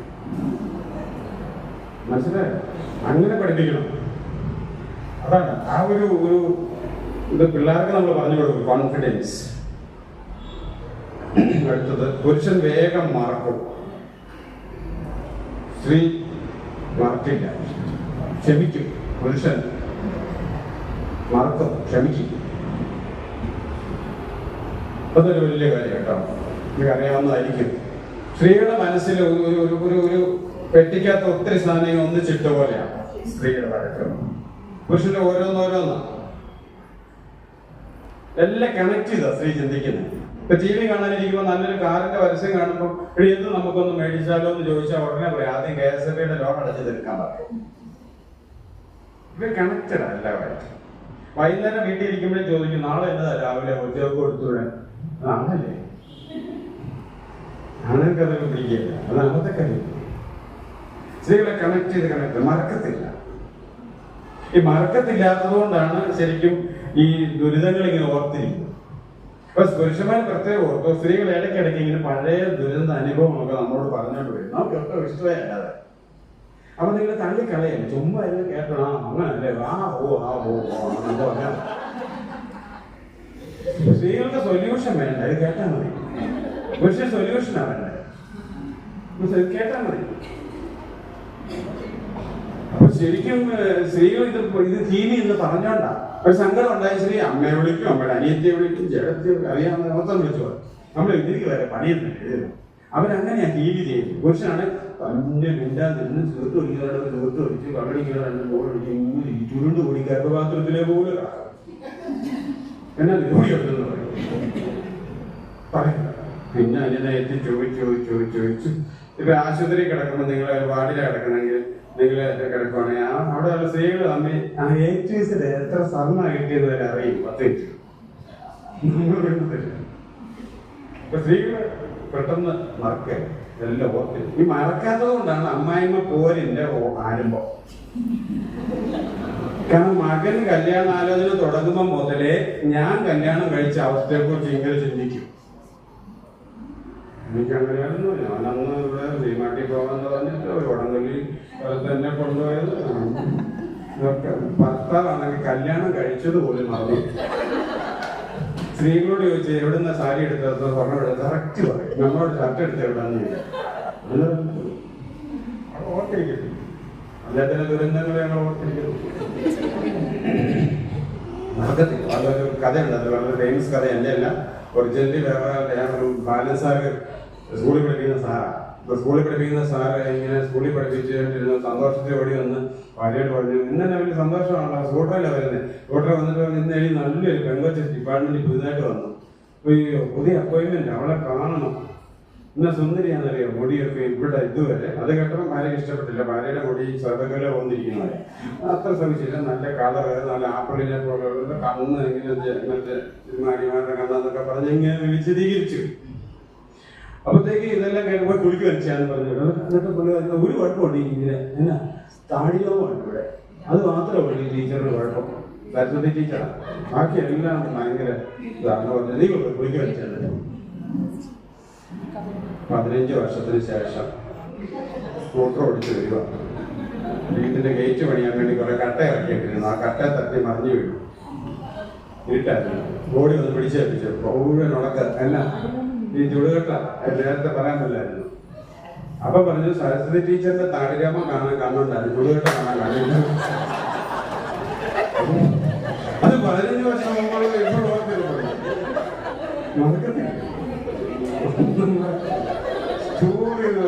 കൃത്യമായിട്ട് ഡേറ്റ് അറിയുമല്ലോ.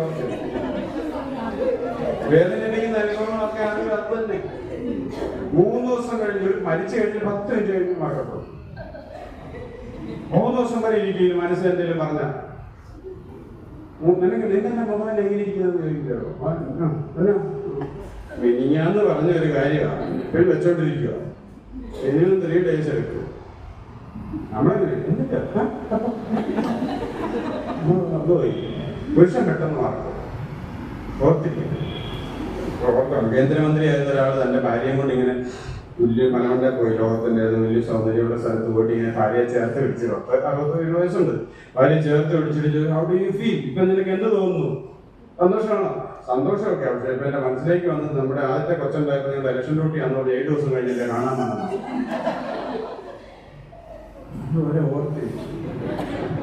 ഞാൻ എന്റെ ആദ്യത്തെ കൊച്ചിന് ഞാൻ ഉറക്കളച്ചില്ല, 2ാമത്തെ കൊച്ചിന് ഞാൻ ഉറക്കള, 3ാമത്തെ ഞാൻ ഉറങ്ങിപ്പോയി. സ്വാഭാവികം.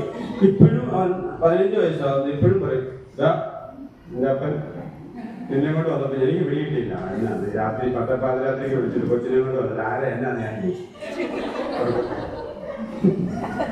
ഇപ്പോഴും പറയും. അപ്പൊ ഞാൻ പറഞ്ഞു തന്നത് ഇവരിത് ഇങ്ങനെ മനസ്സിൽ ഇവര് പറയുന്നോണ്ടാണ് എനിക്ക് ഓർമ്മ. അപ്പൊ ഈ പലപ്പോഴും ഈ വേദനിപ്പിക്കുന്ന അനുഭവങ്ങളൊക്കെ ഞാൻ പറഞ്ഞു വന്നത്, ഈ ഓർമ്മകൾ ഈ മകൻ കല്യാണം കഴിച്ച് ആലോചന വരുമ്പം ഇതിങ്ങനെ ഓർത്തോർത്തോർത്തോർത്ത് ഇവർക്ക് ഇങ്ങനെ ഒരു ചെറിയ കുശുമ്പ് കയറി വരും. നമ്മൾ മറന്നുപോയി. അങ്ങനെ ഇരിക്കുമ്പോഴാണ് വീട്ടിൽ വരുമ്പോഴത്തേക്ക് പുതിയ പെണ്ണ് വന്നതല്ലേ.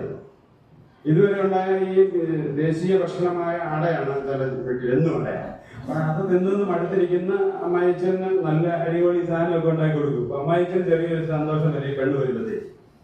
അപ്പൊ മീനൊക്കെ കൊണ്ടുവന്നിട്ട് പറയടി, അവളെ എന്ത് ചെയ്യുന്നേ, എന്നത്തിനാ ഇത് മീൻ അങ്ങോട്ട് കൊടുക്കും. 30 വർഷമായിട്ട് മീൻ ഉണ്ടാക്കിക്കൊണ്ടിരുന്ന ഞാനാ. അവരുടെ മീൻകറി മതി. ആ മീനൊക്കെ ഉണ്ടാക്കി സന്തോഷം കിടക്കാൻ നേരത്ത് പറഞ്ഞു. പാത്രം എല്ലാം അവിടെ കൂട്ടിയിട്ടിട്ടുണ്ടായിരുന്നു. ഞാനാ പിന്നെ കഴി തുടങ്ങി അതിന്റെ വെടി. മനസ്സിലായി എന്താണ്? പിന്നെ വിവരമുള്ള ഭർത്താക്കന്മാർക്ക് നമുക്ക് പിടികിട്ടും. അതും അവരെ കുറച്ച് കഴിയുമ്പോഴത്തേക്ക് ഈ പെണ്ണിന്റെ അടുത്തോട്ട് വലിയ മുകളിൽ പോയി അവള് പറയാം, അച്ഛൻ വരുന്നത് ഞാനിപ്പോ കടവൽ പറയാം, നീ പോകോടെ ഞാൻ വന്നോളാം ബോധമുള്ളവർ പറയും നല്ലത് കേട്ടെ. മനസ്സിലായോ? അങ്ങനെ പ്രശ്നം ഉണ്ടാകാതിരിക്കും. ബോധമില്ലാത്തവർ പിന്നെ ഇത് തുറന്നുകൊണ്ടേയിരിക്കും. മറക്കത്തില്ല ഒന്നും. ബ്രെയിൻ സ്ട്രക്ചർ ഡിഫറെന്റ് ആയാണ്. ലെഫ്റ്റ് ബ്രെയിൻ, റൈറ്റ് ബ്രെയിൻ എന്നൊക്കെ ഉള്ളത് നമ്മൾ മനസ്സിലാക്കിയിട്ടുണ്ട്. ഒരിക്കലും വേദനിപ്പിക്കുന്ന അനുഭവങ്ങൾ അധികം ഉണ്ടാക്കാതെ ഇരിക്കുക. ഇവര് ഞാൻ പറഞ്ഞില്ല സൊല്യൂഷൻ. ഇപ്പൊ എന്റെ വയറിച്ചിരി വേദനയാ ചേട്ടാ എന്ന് പറയുമ്പോഴത്തേക്ക് ഓടിപ്പോയി പാരസെറ്റമോൾ എടുത്ത് കഴിക്കടി എന്നല്ല പറയണ്ടേ. അന്നത്തെ മെഡിക്കൽ ഷോപ്പിൽ പോയി പറഞ്ഞാൽ പറയാം. കിട്ടാൻ പണ്ട് ഒരു കൗൺസിലിംഗ് വന്നപ്പോഴത്തേക്ക് ഭാര്യ പറഞ്ഞു, എന്റെ തറയ്യ ഈ മനുഷ്യൻ എന്നെ ഒന്ന് കരുതുവോ, അങ്ങനൊന്നും ഇല്ല, ഈ പുള്ളിയുടെ ഒരു പോക്കാന്ന്. ഈ രോഗം വന്നാൽ പോലും പുള്ളി അത് ശ്രദ്ധിക്കത്തില്ല. അങ്ങനെ ചെയ്യാൻ പറ്റി. അപ്പൊ ഇയാൾ പറയും, എന്റെ സാറേ ഞാൻ എന്നെ പോലൊരു മനുഷ്യൻ, ഇവക്ക് മുട്ടിന് വേദനയാണെന്ന് പറഞ്ഞിട്ട് ഞാൻ അന്നേരം തന്നെ ഞാൻ എന്താ ചെയ്തത്, ഭാരത് ഹോസ്പിറ്റലിലോട്ട് വിളിച്ച് ഡോക്ടർ ശ്രീകുമാറിനെ ബുക്ക് ചെയ്തു. ഡോക്ടറിന്റെ സുഹൃത്താണ്. ഞാൻ അങ്ങോട്ട് വിളിച്ചു പറഞ്ഞു, ഡോക്ടറെ വെയിറ്റ് ചെയ്യിപ്പിക്കരുത്, വീട്ടിലാളില്ല. അപ്പൊ പറഞ്ഞു 1ാമത് വിളിച്ചോളാം. ഞാൻ നിന്നോട് പറഞ്ഞില്ലേടി, നീ മരുന്ന് മേടിച്ചോണ്ട് പോകണ്ട, അവിടെ തിരക്കായിരിക്കും, നീ പൊക്കോ, ഞാൻ തിരിച്ചു വരുമ്പോൾ മെഡിസിൻ മേടിച്ചോണ്ട് വരാം, ഉച്ചയ്ക്ക് വരുമ്പോ. ഞാൻ മെഡിസിൻ മേടിച്ചോണ്ട് വന്നില്ലേ? വന്നു. ഇതിൽ കൂടുതൽ ആരെ ചെയ്യാൻ പറ്റും? ഞാൻ ഇല്ലാഞ്ഞിട്ട് ഞാൻ ഡ്രൈവറെ പറഞ്ഞ ഏർപ്പാടാക്കി നിന്നെ കൊണ്ടുപോയില്ലേ? കൊണ്ടുപോയിച്ചില്ലേ? അവിടെ കൊണ്ടുപോയി. ഇത് സ്നേഹമല്ലേ? എഴുതിയിരിക്കുവോ? ഞാൻ ചോദിച്ചു, ഇത്രയൊക്കെ ചെയ്യും, ഞാൻ പോലും ഇത്രയും ചെയ്യുമെന്ന് എനിക്കറിയത്തില്ല, ഇത്രയൊക്കെ ചെയ്തത് സ്നേഹമല്ല. അപ്പൊ പറഞ്ഞു, സാറേ ഈ മനുഷ്യനോട് ചോദിച്ചു, ഏത് കാലിന്റെ മുട്ടിനാ വേദനയെന്നൊന്ന് ചോദിച്ചേ. അതിന് പോകേണ്ട, ശ്രീകുമാരനെ കാണേണ്ട, നല്ല എണ്ണയൊക്കെ ഇട്ട് കൊണ്ടുവരുന്നത്, ഇനി വേദന അല്ലടി. അപ്പൊ ചോദിക്കും, ഭാരതി പോകണം? വേണ്ട. സ്നേഹത്തിന് വേണ്ടിയുള്ള ശ്രദ്ധ ക്ഷണിക്കലാണ് പല രോഗങ്ങളും പെണ്ണുങ്ങൾക്ക് 45 വയസ്സ് കഴിഞ്ഞുണ്ടാകുന്നത്. സ്നേഹം കിട്ടാൻ വേണ്ടി. അന്നേരം ഇവിടെ പാരസെറ്റമോൾ കാട്ടിരിക്കും,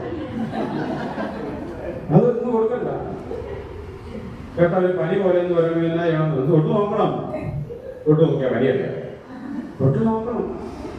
ഇപ്പൊ ഇച്ചിരി ഭാഗം തന്നതല്ലേ, അത്രയും മതി. സ്നേഹം തിരിച്ചു പിടിക്കാൻ വേണ്ടി. പെണ്ണുങ്ങൾക്ക് മിഡ് ലൈഫ് ക്രൈസിസ് ഉണ്ട്. 45 വയസ്സ് കഴിയുമ്പോഴത്തേക്ക് മിഡ് ലൈഫ് ക്രൈസിസ് എന്ന് പറയും. 45 തൊട്ട് 55 വരെ ഡിപ്രഷൻ കൂടും, ആൻസൈറ്റി കൂടും, എന്തൊക്കെ മെനോപോസിനോടനുബന്ധിച്ച് പുബർട്ടിയിലുണ്ടാകുന്ന അതേ ചേഞ്ചസ് തന്നെ റിവേഴ്സ് ഇഫക്റ്റ് വേണ്ടിയിട്ടുണ്ടാകും. ആണുങ്ങൾക്കും ആ സമയത്തുണ്ട്. ആണുങ്ങൾക്കുണ്ട് ആനിമസ് എന്ന് പറയും. ആണുങ്ങളിൽ പെണ്ണുങ്ങളുടെ അംശം കൂടും. ഓ നീ വേണ്ട കേട്ടാ, കുടുംബത്തിൽ നീ കൊണ്ടുവാ, നീ കൊണ്ടുവാ. അതുപോലെ ഇയാളായിരുന്നു എല്ലായിടത്തും നടന്നത്. സ്ത്രീകൾ ഒതുങ്ങി പിള്ളേരൊക്കെ ആയിട്ടിരിക്കും. കല്യാണം നീ നമുക്ക് ഇച്ചിരി ഒതുക്കൊക്കെ 45, 55 ആകുമ്പോഴത്തേക്കും ഞാൻ പറഞ്ഞു തന്നത്. ഈ മിഡ് ലൈഫ് ക്രൈസിസ് ഒക്കെ ഉണ്ടാകുമ്പോൾ പലപ്പോഴും ഈ സൊല്യൂഷന് വേണ്ടിയിട്ടല്ല ചോദിക്കുന്നത്, അതൊന്ന് മനസ്സിലാക്കാൻ വേണ്ടിയാ. എന്നെ ഒന്ന് മനസ്സിലാക്കൂ, എനിക്ക് ഇത്ര അസുഖങ്ങളുണ്ടെന്ന് അടുത്ത് ചിലരുടെ അസുഖം വന്നു കഴിഞ്ഞാൽ പുരുഷന്മാർക്ക് വലിയ പ്രശ്നമാണ്. ഇവിടെ അല്ല, തിരുവനന്തപുരത്ത്. പിന്നെ അങ്ങോട്ട് പോവുമല്ലോ, ആശുപത്രി കൊണ്ടാക്കട്ടെ, ഇങ്ങോട്ടേലും വിട്ടേക്കും. ഇടയ്ക്കൊന്ന് കയറി ചെന്ന് ഒന്നും ചെയ്യണ്ട, ഇത് വെള്ളം വേണോ, ചൂടുവെള്ളം വേണോ, അങ്ങനെയുണ്ട്. അവരാ കെയറിങ് ആഗ്രഹിക്കുന്നു. അത് ആ കെയറിങ് കിട്ടി കഴിഞ്ഞിട്ട് പൈസയും ലാഭമുണ്ട്, വെറുതെ കളയണ്ട ആശുപത്രിയിൽ നിന്നും പോയി. അതുകൊണ്ട് അത് ആ കാര്യം പ്രത്യേകം ഒന്ന് ഓർത്തോണം.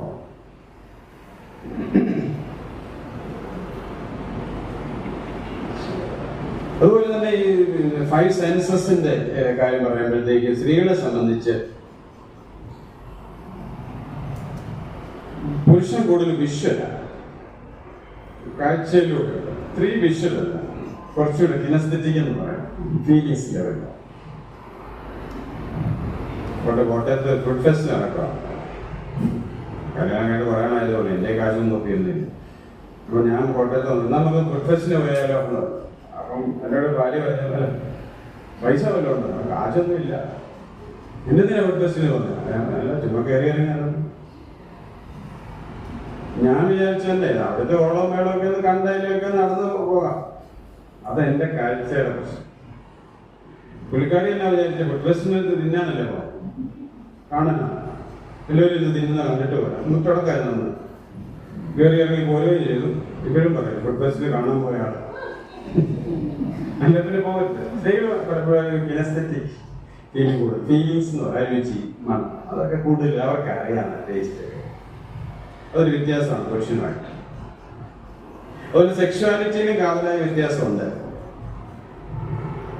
അതൊക്കെ ചർച്ച ചെയ്തിട്ടുള്ള വിഷയമായിരിക്കും. സ്ത്രീകളെ സംബന്ധിച്ച് നോൺ സെക്ഷൽ ലവ് ഇഷ്ടം, ഇത് ചേർത്ത് പിടിക്കുക, കരുതൽ കൊടുക്കുക, അതൊക്കെ സ്ത്രീകൾക്ക് ഇഷ്ടം കൂടുതൽ.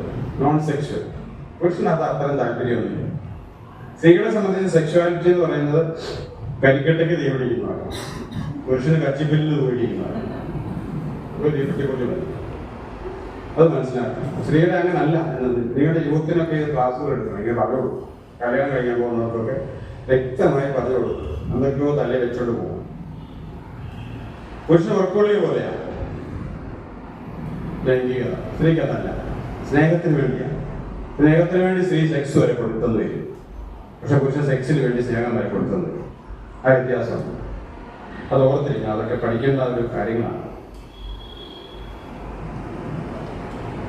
അപ്പൊ അത് ഒരു പ്രായത്തിലും തീരുന്നില്ല. പല വീട്ടിലെ പ്രശ്നം കുറെ കഴിയുമ്പോൾ നമുക്ക് അങ്ങോട്ട് മടിയായി മാറും. ഒരു പ്രായമായി എന്നൊക്കെ. പ്രായമായി എന്ന് പറയരുത്. അതാണ് വിദേശ രാജ്യത്തുള്ളവരുമായിട്ടുള്ള നമ്മുടെ വ്യത്യാസം.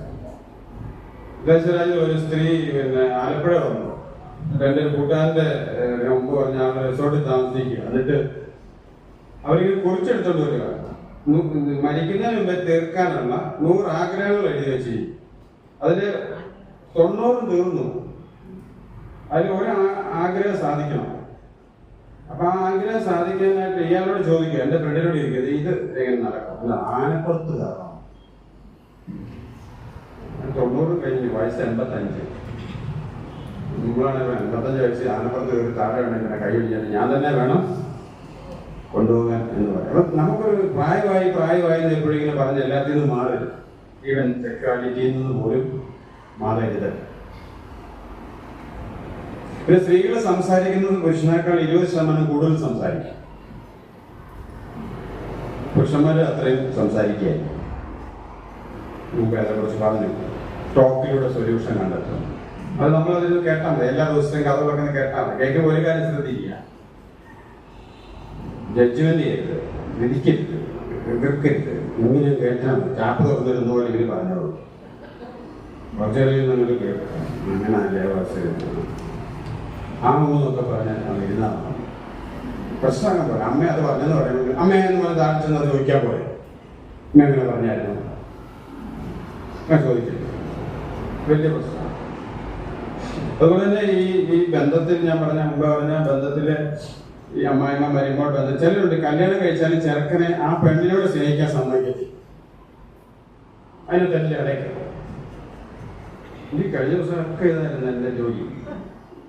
ഇത് തീർക്കുക. എന്തെങ്കിലും ഒരു കറി വെച്ചാൽ അമ്മായി വരും. ഈ ആധുനിക ലോകത്ത് അമ്മയ്ക്ക് 48 വയസ്സ് പോകും. അമ്മായി അത്ര ചെറുപ്പക്കാരി. പണ്ടൊക്കെ ഞാൻ പറയാറുണ്ട്, പക്ഷെ ഇപ്പോഴും ഉണ്ട്. എല്ലാത്തിലും കയറി കടവുണ്ട്. ഒരിക്കലും അമ്മായിയമ്മയെ അമ്മയായിട്ട് കാണാൻ പാടില്ല. അങ്ങനെ പറ്റത്തില്ല. വളരെ അപൂർവമായിട്ട് ലക്ഷങ്ങളൊന്നൊക്കെ ഉണ്ടായിരിക്കണം പറയാറുണ്ട്. പക്ഷെ ഭൂരിഭാഗവും ചിലർ പറയുമ്പോൾ നീ എൻ്റെ അമ്മയെ സ്വന്തം അമ്മയെ പോലെ അത് നടക്കുമോ? ഇപ്പൊ എവിടെ പോയിച്ച് വന്നാലും സ്വന്തം വീട്ടിലോട്ട് വന്നാലും അവിടെ കട്ടില കിടന്ന് വയ്യെന്ന് പറഞ്ഞിട്ട് അമ്മയെ ഒരു ചായ എടുക്കുമെന്ന് പറയാം. കെട്ടിച്ചെന്ന് വീട്ടിൽ പറ്റുമോ? 30 വർഷമായാലും പറ്റുകയല്ല. അത് ബയോളജിക്കൽ അമ്മയല്ല, അത് വേറൊരു കൂട്ടുകെട്ടാണ്. അപ്പോൾ ചിലർക്ക് ഇങ്ങനെ ആവശ്യമില്ലാത്തവർക്ക് ഇങ്ങനെ പറയും. മകനെ എന്നിട്ട് പറയും, നീ ഇപ്പോഴും നീ എൻ്റെ മകനാ. ഞങ്ങളുടെ ബൈബിളിൽ പറയുന്ന അപ്പനെ അമ്മയും വിട്ട് ഭാര്യയോട് ചേർക്കാന്നൊരു വാക്കുണ്ട്. വിട്ട് വിടത്തില്ല. കെട്ടിയാൽ ഇങ്ങനെ കൂടെ. എന്തിനാ നിങ്ങൾ ഇത്രയും ജീവിച്ചില്ലേ? അവരെ ജീവിക്കാൻ അനുവദിക്കും. ഇതെല്ലാം തലയിരുന്ന ആട്ട് കാര്യം വരുമ്പോഴത്തേക്ക് അവർ ജീവിക്കുക. അവർ വേറൊരു കുടുംബമായി. അത് നേരത്തെ പിള്ളേരോട് പറഞ്ഞോ, നിങ്ങളുടെ ജീവിതം ഞങ്ങളതിന് തരണം ചെയ്യല. പിന്നെ ആവശ്യം ആദ്യം മോളെ കുഞ്ഞാതൊക്കെ വിളിച്ച് 10 ദിവസം കാണും, ഒരപ്പുറം അടിക്കും. അവിടുന്ന് ഉണ്ട് നമ്മൾ അവര് ജീവിച്ചാലോ അത് നിങ്ങൾ തീർത്തോ. സീരിയസ് പ്രശ്നം വരുവാണെങ്കിൽ ഞങ്ങൾ കൊണ്ട് കേട്ടോ. അത് പറഞ്ഞാല് പണ്ടിട്ട് കുറെ ഞങ്ങൾ കൊണ്ട് പക്ഷെ നോക്കിയേക്കണം. ചിരിക്കടെ കൊണ്ട് നിങ്ങളായിട്ട് ജീവിക്കും. 100 കഴിഞ്ഞ ദിവസം എന്റെ ബുക്ക് എടുത്ത് നോക്കിയാൽ 15 പേര് വന്നിട്ടുണ്ടെങ്കിൽ 10 പേര് ഇല്ലോസ് പ്രശ്നം. അത് 2 പ്രശ്നമുണ്ട്, മരുമയുടെ പ്രശ്നങ്ങളും ഉണ്ട്. കാരണം ഇനി പുതിയ തലമുറ നടക്കത്തില്ല. കാരണം അവർക്കിപ്പോ 11 മണിക്ക് എഴുന്നേറ്റ് വരുന്ന പിന്നെ ഒരാളെ അംഗീകരിക്കുകയല്ല. നിങ്ങൾക്ക് പറ്റുമോ? ഇപ്പോഴത്തെ തലമുറ എങ്ങനെയാ? ബയോളജിക്കൽ ക്ലോക്ക് ഇല്ല. രാവിലെ എഴുന്നേറ്റ് മുഴുവൻ ജോലി ചെയ്ത് വെച്ച് വൈകുന്നേരം കടന്നുറങ്ങുന്ന ഒരു പരിപാടി ഇപ്പം പുതിയ തലമുറയ്ക്കില്ല. അവർക്ക് സമയം എന്ന് പറയുന്നത് അവർക്ക് രാത്രിയും പകലും എല്ലാം ഒരുപോലെ. പകല് കിടക്കാൻ തുറക്കും, രാത്രി ജോലി ചെയ്യും. ലോകം മാറി. അമേരിക്കയിലെ സമയം എന്റെ മകനെ അമേരിക്കൻ കമ്പനിയിലാണ് ജോലി ചെയ്ത് രണ്ടാമത്തെ. അവൻ രാത്രിയിൽ അവന് ജോലി ചെയ്ത് പകൽ അവന്റെ ഉറങ്ങോ? അങ്ങനെയുള്ള ഒരുത്തൻ കല്യാണം കഴിച്ചിട്ട് പെണ്ണിനോട് കൊണ്ടു കഴിഞ്ഞാൽ ഞങ്ങളെ വീട്ടിൽ എന്റെ ഭാര്യ പറയല്ലേ ഇതെന്താ പരിപാടിയാണ്. അതുപോലെ നിങ്ങളുടെ ഫ്രസ്ട്രേഷൻസ് വരുന്നവരെ തീർക്കും. കഴിഞ്ഞ ദിവസം ഒരാൾ പറയാം, എന്റെ സാറേ അവൻ ആ ബൈക്ക് അങ്ങോട്ട് സ്റ്റാർട്ട് ചെയ്യാൻ അന്നേരം ചാടി ഒരു കയറ്റം. അവൻ ആരുടെ കൂടെ കയറുന്നത്? ഭർത്താവിന്റെ. പിന്നെ അയൽപ്പത്തെ പുള്ളിയുടെ കൂടാണോ? അല്ല.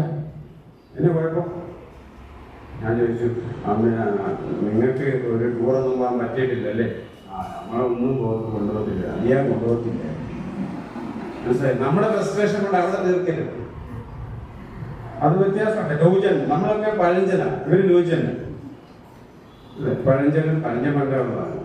എല്ലാ കാലത്തും ഒരു ന്യൂജനും ഒരു പഴഞ്ചനും കാണാം.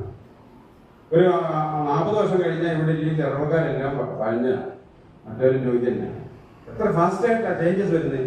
പക്ഷെ 50 വയസ്സിന് മേലെ പ്രായമുള്ളവർ ചിന്തിച്ചു നോക്കും, നിങ്ങളുടെ രണ്ടും കണ്ടവരാ, നിങ്ങൾ വളരെ സ്ലോയിലാണ് ഒരു ഡെവലപ്മെന്റ് കാണുന്നത്. ഒരു ഫോൺ വരെ ആകാൻ എത്ര കാലം എടുത്തു. ഇപ്പോഴത്തെ ഒരു നിമിഷം മാറിക്കൊണ്ടിരിക്കുകയല്ലേ. ആ കാലത്തിലാണ് മനുഷ്യ ജീവിതം അതുപോലെ മാറിക്കൊണ്ടിരിക്കും. അതുപോലെ സ്ത്രീയെ സംബന്ധിച്ച് ഞാൻ ഒത്തിരി അടുത്ത കുറെ വർഷം മുന്നേ പഠിച്ചത് ആദ്യം ശ്രദ്ധിച്ചിട്ടില്ല. സ്ത്രീയെ സംബന്ധിച്ച് ഷോപ്പിംഗ് എന്ന് പറഞ്ഞാൽ സംസാരം പോലെ ഒരു സുഖം നൽകുന്ന ഒരു കാര്യമാണ് ഷോപ്പിംഗ്. ഇടയ്ക്കൊക്കെ കൊണ്ടുവരണം, പോക്കറ്റ് നോക്കി വേണം.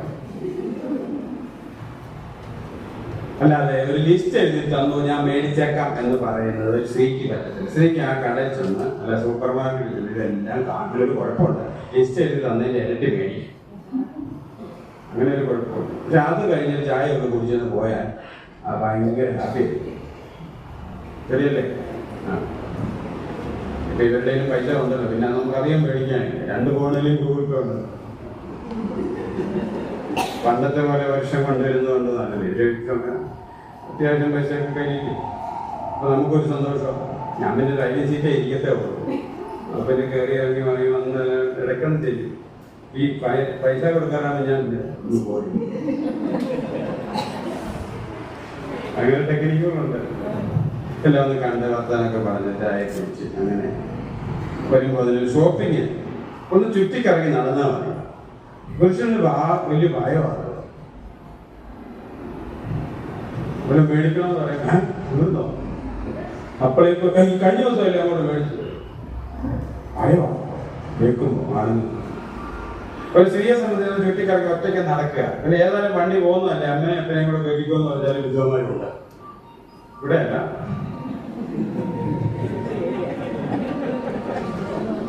അങ്ങനെയുള്ളത് അമ്മ അവരെ കൊണ്ടുപോകും. പക്ഷെ അവർക്കൊരു പ്രൈവറ്റ് സമയം കൊടുക്കും. ഇപ്പൊ ഒന്ന് ചുറ്റിക്കറങ്ങാനൊക്കെ പോകും. ആ ഒരു യാത്രകൾ ഒന്നിച്ചുള്ള ഭക്ഷണമൊക്കെയാണ് അല്ലെ. ഒരു മനുഷ്യന് ഏറ്റവും അത്യാവശ്യമുള്ള ആവശ്യമുള്ള കാര്യം തന്നെയാണ് ഭക്ഷണം കഴിക്കും. ഒരു കുഞ്ഞ് ജനിച്ച ഉടനെ ആദ്യം ചെയ്ത് തന്നെ അതിന് സ്നേഹമാണ് കൊടുത്തേ, അല്ല പാല് കുടിച്ചു. അത് കഴിഞ്ഞാൽ ബാക്കിയല്ല നമുക്ക് ഒന്നിച്ച് ഭക്ഷണം കഴിക്കണം. അതുകൊണ്ട് ഞാൻ എൻ്റെ വിദ്യാർത്ഥികളോട് എൻ്റെ ടെക്നിക്ക് അതാ. അവർ NLP ടെക്നിക്കാണ് ശരിക്കും പ്രയോഗിക്കുന്നത്. എന്നാൽ എവിടെയൊക്കെയായിരുന്നു ക്ലാസ്സില് 20 ബാച്ച് പഠിപ്പിക്കുക. എന്നെ പൊക്കി പറയില്ല. 20 ബാച്ച് നമ്മൾ ഭയങ്കര ബന്ധങ്ങൾ ഇടയ്ക്ക് പോയി എൻ്റെ ഭക്ഷണം കഴിക്കും. പിള്ളേർ യാത്ര പോകും. എൻ്റെ വണ്ടിയിൽ എപ്പോഴും കാണും പിള്ളേർ. പഠിത്തം ഞങ്ങൾക്ക് കുറവാണ്. ഒന്നിച്ചോളൂ. കുറ്റം എന്ന് പറഞ്ഞ സാധനം ഞങ്ങൾ പറയത്തില്ല ക്ലാസ്സിൽ. ഇൻഡിവിജ്വൽ ഒരിക്കലും അലസിയിട്ട് അങ്ങനെ പറയാതെ അങ്ങ് ശീലിച്ചാണ്. എല്ലാ ഡിപ്പാർട്ട്മെന്റിലും അല്ല, ഞങ്ങളുടെ ഡിപ്പാർട്ട്മെന്റ് MSW ഒക്കെ ആൾക്കാർ പഠിക്കുന്നുണ്ട്. അവരാദ്യം വ്യത്യാസം ഞാൻ ചെന്നാൽ എനിക്കിരിക്കാൻ കസേരയില്ല. അവിടെ എൻ്റെ കസേര പിള്ളേരെ ഇരിക്കും. എഴുന്നേക്കണമെന്നിങ്ങനെ ചോദിക്കാൻ അവിടെ ഇരുന്നു. ഞങ്ങളുടെ വാട്സപ്പിൽ മൊത്തം ട്രോളിങ്. അധ്യാപകനെ ട്രോളുന്നു, പിള്ളേരെ ട്രോളുന്നു, മൊത്തം ട്രോളിങ്. അത് അങ്ങനെ ഞാൻ ചിന്തിക്കാൻ കാര്യം എന്താണെന്ന് വെച്ചാൽ ഈ യേശുക്രിസ്തുവിന്റെ ഒരു ജീവിതത്തിൽ അങ്ങനെയാണ്. പുള്ളി നോയമ്പിലെ ഉപവാസത്തേക്കാൾ കൂടുതലുണ്ടായിരുന്ന വിരുന്നുകളായിരുന്നു. ഒരു വിരുന്നിൽ തുടങ്ങി വേറൊരു വിരുന്നിൽ അവസാനിക്കുക. കാനയിലെ കല്യാണത്തിൽ തുടങ്ങി അവസാനിക്കുന്ന കാലം. എപ്പോഴും ഭക്ഷണത്തിന് പുള്ളി ഭയങ്കര ഇമ്പോർട്ടൻസ് കൊടുക്കുക. അത് ഒന്നിച്ച് ഭക്ഷണം കഴിക്കുന്നതിന് ഒന്നിച്ച് നിൽക്കുക. അതുകൊണ്ട് നമ്മുടെ വീട്ടിലാണെങ്കിൽ കുറച്ച് നേരമൊക്കെ ഒന്നിച്ചൊക്കെ ഭക്ഷണം കഴിക്കുന്നത് നല്ലതായിരുന്നു. ഷോപ്പിങ്ങിന് പോകുന്ന കാര്യം ഞാൻ പറഞ്ഞത്. അതുപോലെ സ്ത്രീകൾ എപ്പോഴും മൾട്ടി ടാസ്കിങ് അറിയാമല്ലോ. ഒരു സമയത്ത് പല കാര്യം ചെയ്യാം. ഇപ്പൊ പിന്നെ പയറരിഞ്ഞുകൊണ്ട് കൊച്ചിന് പാട്ട് പാടി കൊടുക്കാം. അതുകൊണ്ട് പുരുഷന്മാരോട് പറയരുത് നിങ്ങൾ ആ പത്രം വായിക്കുന്ന അടുക്കള വന്നിരുന്ന് വായിക്കുക. ഒരിക്കലും പറ്റത്തില്ല. ഒന്നേ അടുക്കള അല്ലേ പത്രം. ഒരു സമയം കഴിക്കും. ഇവര് ഫോൺ വിളിച്ചുകൊണ്ടിരുന്നത് വേറെ പല കാര്യങ്ങളും ചെയ്യും. ശ്രദ്ധിച്ചിട്ടില്ല. നമുക്കാണെങ്കിൽ ഫോൺ വിളിക്കുമ്പോൾ എല്ലാം നിർത്തി വെക്കും. ഫോൺ വിളിക്കുന്ന മാത്രമാണ്. അത് ദൈവം കൊടുത്തിരിക്കുന്ന വലിയൊരു അനുഗ്രഹമാണ്. അതുകൊണ്ട് പുരുഷന്മാർ അങ്ങനെ ആകണമെന്ന് പറഞ്ഞാൽ നടക്കത്തില്ല. സ്ത്രീകൾ എന്തിനാ ഇങ്ങനെയാന്ന് ചോദിച്ചാൽ അത് നടക്കില്ല. അപ്പൊ പല മൾട്ടി ടാസ്കിങ് അവർക്ക് ചെയ്യാൻ പറ്റും. ഒരു പുരുഷൻ ജോബിന് പരമ പ്രാധാന്യം കൊടുക്കുന്നു. സക്സസ് ജോബിനൊക്കെ ജോലിക്ക്. സ്ത്രീകൾ കൂടുതൽ ബന്ധങ്ങൾക്ക് പ്രാധാന്യം കൊടുക്കും. ഇനി അടുത്തൊരു വളരെ പ്രധാനപ്പെട്ട ഒരു കാര്യം കൂടെ പറയാൻ സമയം ചെയ്യാറായി.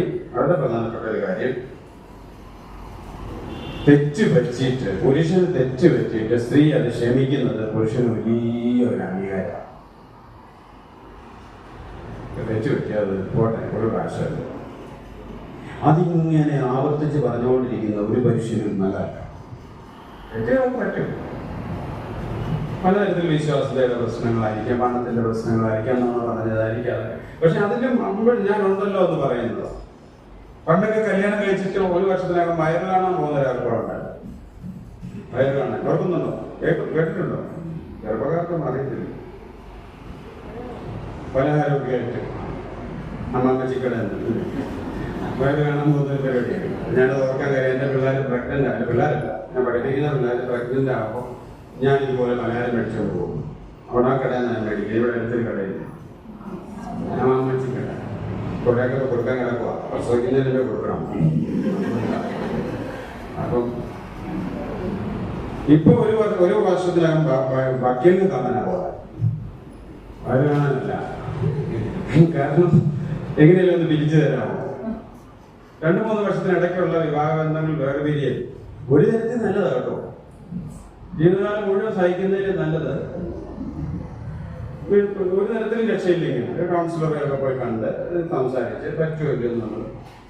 ഈയിടെ എൻ്റെ അടുത്ത് വന്നൊരു കേസ് സക്സസ് ആയി. ഭാര്യ ഭർത്താവ് വഴക്കി വന്നതാണ്. 2 പേർക്ക് പെറ്റീഷൻ കൊടുക്കുകയും അവർ ജീവിച്ചിട്ട് കാര്യമില്ല. അത് ഒരു കണക്കിന് നല്ലതോ. പക്ഷെ എല്ലാത്തിനും പോയി ഞാൻ എൻ്റെ വീട്ടിലോട്ട് പോകും. ചിലരുണ്ട് ഒരു വീട്ടിൽ നിൽക്കൽ മാനിയാണ്. കെട്ടി വന്നാൽ ഏത് തരം വീട്ടിലാണ്. ഒരിക്കലും പുരുഷനത് ഇഷ്ടമാണ്. ഒക്കെ തിരിച്ചു പോകും.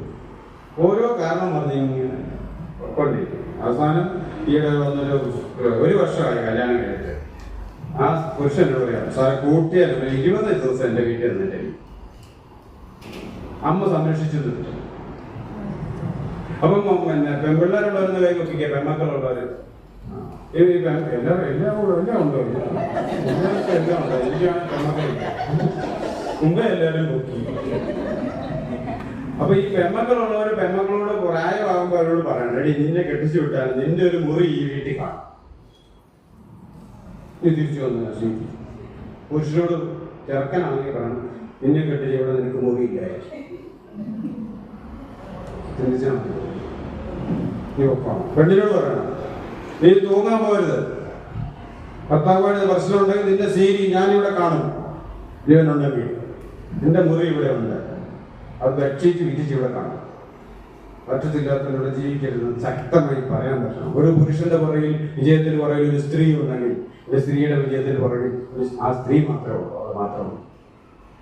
അവൾ മാത്രമേ ഉള്ളൂ അവളെ വളർത്താൻ. കാര്യമില്ല. അത് ഓർത്തോണം. കാരണം ചങ്കൂറ്റത്തോടുകൂടി പറയാൻ പറ്റും. അതുകൊണ്ട് ഈ ആത്മഹത്യകൾ കാണുമ്പോൾ നമുക്ക് എന്നും നിരാശകൾ.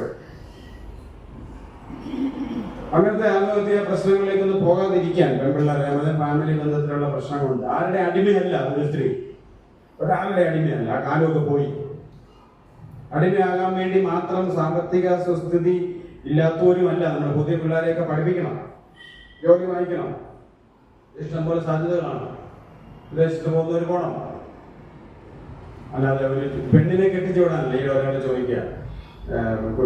സുഹൃത്തുക്കൾ ചോദിക്കുക, എടാ നിന്റെ പെണ്ണിനെ കെട്ടിച്ചു വിടുന്നില്ലേ? അപ്പം ഈ ഇത് കേട്ടോണേ, ശരിക്കും കേട്ടോണേ, നിന്റെ പെണ്ണിനെ കെട്ടിച്ചു വിടുന്നില്ലേ? ഉടനെ കൂട്ടുകാരൻ പറഞ്ഞു, ഇല്ല, അവളെ പഠിക്കാൻ വിടുവാ. ഉടനെ തിരിച്ചു ചോദിച്ചു, കെട്ടിച്ചിട്ട് പഠിപ്പിച്ച പോലെ? അല്ല, ഞാൻ അഴിച്ചു വിട്ടേ പഠിപ്പിക്കണം. അഴിച്ചു വിട്ടേ പഠിപ്പിക്കുന്നത്. ഈ കെട്ടിയെന്നുള്ള വാക്ക് തന്നെ എന്തോ ഒരു ബന്ധനം പോലെയാണ്. കെട്ടിക്കാൻ വേണ്ടി അല്ല സ്ത്രീകളുണ്ടായിരിക്കും. അതല്ല ജീവിതത്തിന്റെ ആത്യന്തിക ലക്ഷ്യം. കെട്ടിച്ച് വിടരുതെന്നല്ല, അത് പ്രധാന സംഭവം തന്നെയാണ്. പക്ഷെ അതാണ് ഏറ്റവും പ്രധാനമെന്ന് വളർന്നു വരുന്ന കുഞ്ഞിലേക്ക് ആദ്യം തൊട്ട് പറഞ്ഞ് ആദ്യ കയറ്റി വല്ലാത്ത അവസ്ഥയിലേക്ക് നമ്മൾ കൊണ്ടുപോകും. ഞാൻ എഴുന്നേറ്റ് നിന്ന് അങ്ങനെ സാധാരണഗതിയിൽ ക്ലയൻസ് വരുമ്പോൾ അങ്ങനെ ഇടയ്ക്ക് എഴുന്നേറ്റ് നിന്ന് ഞാൻ ക്ഷയിക്കാൻ കൊടുക്കാറില്ല. 25 വയസ്സിൽ ഒരു പെൺകൊച്ച് അവളുടെ ഒരു കാര്യം പറയാൻ വന്നു. ഒരാളോട് കല്യാണം കഴിക്കണമെന്നറിയാൻ. അല്ല, 1-1.5 മണിക്കൂർ സംസാരിച്ചിട്ട് ഈ പെണ്ണ് പറയുകയാണ്, ആ കല്യാണം കഴിക്കല്ലേ സാറേ. ഞാൻ പറഞ്ഞു, എന്നിട്ട് തീരുമാനം എന്താണെങ്കിൽ എന്നിട്ട് ആ പെണ്ണ് പറയുകയാണ്, അല്ലേ തന്നെ സാറേ 2-3 വർഷം കഴിഞ്ഞാൽ വേണമെങ്കിൽ പിരിയാലോ. ഞാൻ എഴുന്നേറ്റ് ശേഖർ എക്സലന്റ്, നീയാണ് ആധുനിക സ്ത്രീ. 2-3 വർഷം കഴിഞ്ഞാൽ പിന്നെ ഈ ഒത്തിരി പേര് ഇങ്ങനെ കുടുംബമായിട്ട് ജീവിക്കുന്ന പിരിയാതൊന്നും പോകാത്തതിന്റെ കാര്യം എന്താണെന്ന് വെച്ചാൽ സെക്കൻഡ് ഹാൻഡ് വണ്ടിക്ക് റീസെയിൽ വാല്യൂ കുറവാണ്. അപ്പൊ ഈ തെറ്റ് പറ്റിയിട്ട് ശ്രമിക്കുന്നത് പുരുഷന് ഭയങ്കര കുത്തിക്കൊണ്ടിരിക്കും. അല്ല, ഞാനിത് ക്ലാസ്സിൽ പറഞ്ഞപ്പോൾ എൻ്റെ ഒരു വിദ്യാർത്ഥി പറയാ, സാറെ സെക്കൻഡ് ഹാൻഡ് വണ്ടി ഒന്ന് ഓടിയതെങ്കിലും ആണല്ലോ. അപ്പൊ അവിടുന്ന് പുരുഷന്റെ അടുത്തൊരു കാര്യം നിങ്ങൾ പ്രത്യേകം പറയാം, ഇന്ന് മുതൽ ഒന്ന് സ്വീകരിക്കാം. ഇന്ന് മുതൽ മാറ്റം വരുമെന്നല്ല പറഞ്ഞത്. ഉപദേശിക്കാൻ പോയത് കാര്യമില്ല, അതുകൊണ്ട് ഇത് ചെയ്തോണ്ടിരിക്കുക. ഉപദേശിക്കാൻ പോയത് തുടങ്ങിയെന്ന് പറയും ചില പുരുഷന്മാർ. സെൽഫ് ഇമേജ് കളയും. ഉപദേശിച്ച് ഓരോ പ്രാവശ്യം ഉപദേശിച്ചുകൊണ്ടിരിക്കും, മണ്ടനാണെന്ന് തെളിയിച്ചുകൊണ്ടിരിക്കും. അതുകൊണ്ട് ഉപദേശിക്കാൻ പോകരുത്. ഓരോ പ്രാവശ്യം ഉപദേശിക്കുന്നതോറും ഞാൻ മണ്ടനാണെന്ന് തെളിയിച്ചു. ഒരു ചിലരുണ്ടല്ലോ കുറെ കഴിവ് ഇതിങ്ങനെ കേട്ടോണ്ടിരിക്കും. വണ്ടിയൊക്കെ ഓടിക്കും, ഇറങ്ങി ഓടിപ്പോകാൻ പറ്റത്തില്ല, നമ്മളല്ലേ വണ്ടി ഇങ്ങനെ. ഇപ്പൊ ഈ വണ്ടിയല്ല, ഞാൻ പുതിയൊരു സാധനം എഴുതാൻ പോയിരിക്കും, വണ്ടിയിലുള്ള ഓരോ കാര്യങ്ങൾ. ഇപ്പൊ വണ്ടിയിൽ ഇരിക്കുമ്പോഴേ ആൾക്കാരെ ഒന്നിച്ച് കിട്ടത്തോ അല്ലെ? പിള്ളേരെല്ലാം അങ്ങനെ ഓടിച്ചോറേ പോയി, സ്ത്രീ അടുത്ത് പോയി, ഇവിടെ ഒരു മൂലയ്ക്കും ഓരോരുത്തർ ഇരിക്കുമല്ലോ വീട്ടിൽ. ഒന്നിച്ച് സ്ഥലം ഇല്ലല്ലോ, ഇപ്പൊ വർത്താനം ഇല്ലല്ലോ. അത്യാവശ്യ സമയമുള്ളവരൊക്കെ ഇപ്പോഴും പഠന ക്ലാസ്സിലും ഇല്ലല്ലോ. അപ്പൊ വണ്ടിയിലിരിക്കും നല്ല സമയം ഉപദേശിക്കും, തുടങ്ങും. തിരക്കിന്റെ പഠനത്തെ കുറിച്ച്, പിന്നെ കൊലകെട്ടിനെ കുറിച്ച് അങ്ങനെ തുടങ്ങും. പിള്ളേരാണ് തുടങ്ങി. അവസാനം പിള്ളേരില്ല, ഇല്ലല്ലോ, നിങ്ങൾ വെക്കും ഇല്ല, നിങ്ങൾ വെക്കും. ഞാനിന്ന് വണ്ടി കയറിയപ്പോ അവരോട് പറഞ്ഞു, എടാ നീ 14-15 വയസ്സാകുന്നല്ലേ, നിന്റെ 2 പേര് ഇപ്പൊ എന്റെ കൂടെ ഉണ്ടോ? ഇല്ല. അപ്പൊ അങ്ങനെ പോകണം. ഈ കുറെ നാളോടല്ലേ നീ ഉള്ളൂ എന്റെ കൂടെ. ആണ് ഞാൻ ആഗ്രഹിക്കുന്നത് എന്റെ കൂടെ ഒന്ന് ഇരിക്കാനായിട്ട് ഞാൻ ആഗ്രഹിക്കാം. അതുകൊണ്ടാണ് വന്നാൽ ഇറച്ചി മടിക്കുമ്പോൾ എനിക്കൊന്ന് പോയത് ചില സമയം കിട്ടും. വീട്ടിൽ വന്നാൽ ഉടനെ വന്ന ചെയ്യും, അല്ലെ പോണ കയറും. ഇനി അതൊന്നും നമ്മൾ ഒഴിവാക്കിയിട്ട് കാര്യമില്ല. അതിനെയൊക്കെ ഫലപ്രദമായി ഉപയോഗിക്കുക എന്നുള്ളതാണ്.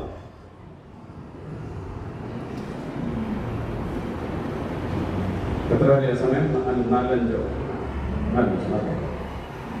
പുരുഷനേക്കാൾ കൂടുതൽ സ്ത്രീ ദൈവത്തെ ആശ്രയിച്ച് പ്രാണനാഥനെ പോലെ ദൈവത്തിന് ഈശ്വരനൊക്കെ ആശ്രയിച്ച് സ്ത്രീ അതിനകത്ത് കയറി വഴക്കുണ്ടാക്കാൻ പോകണം.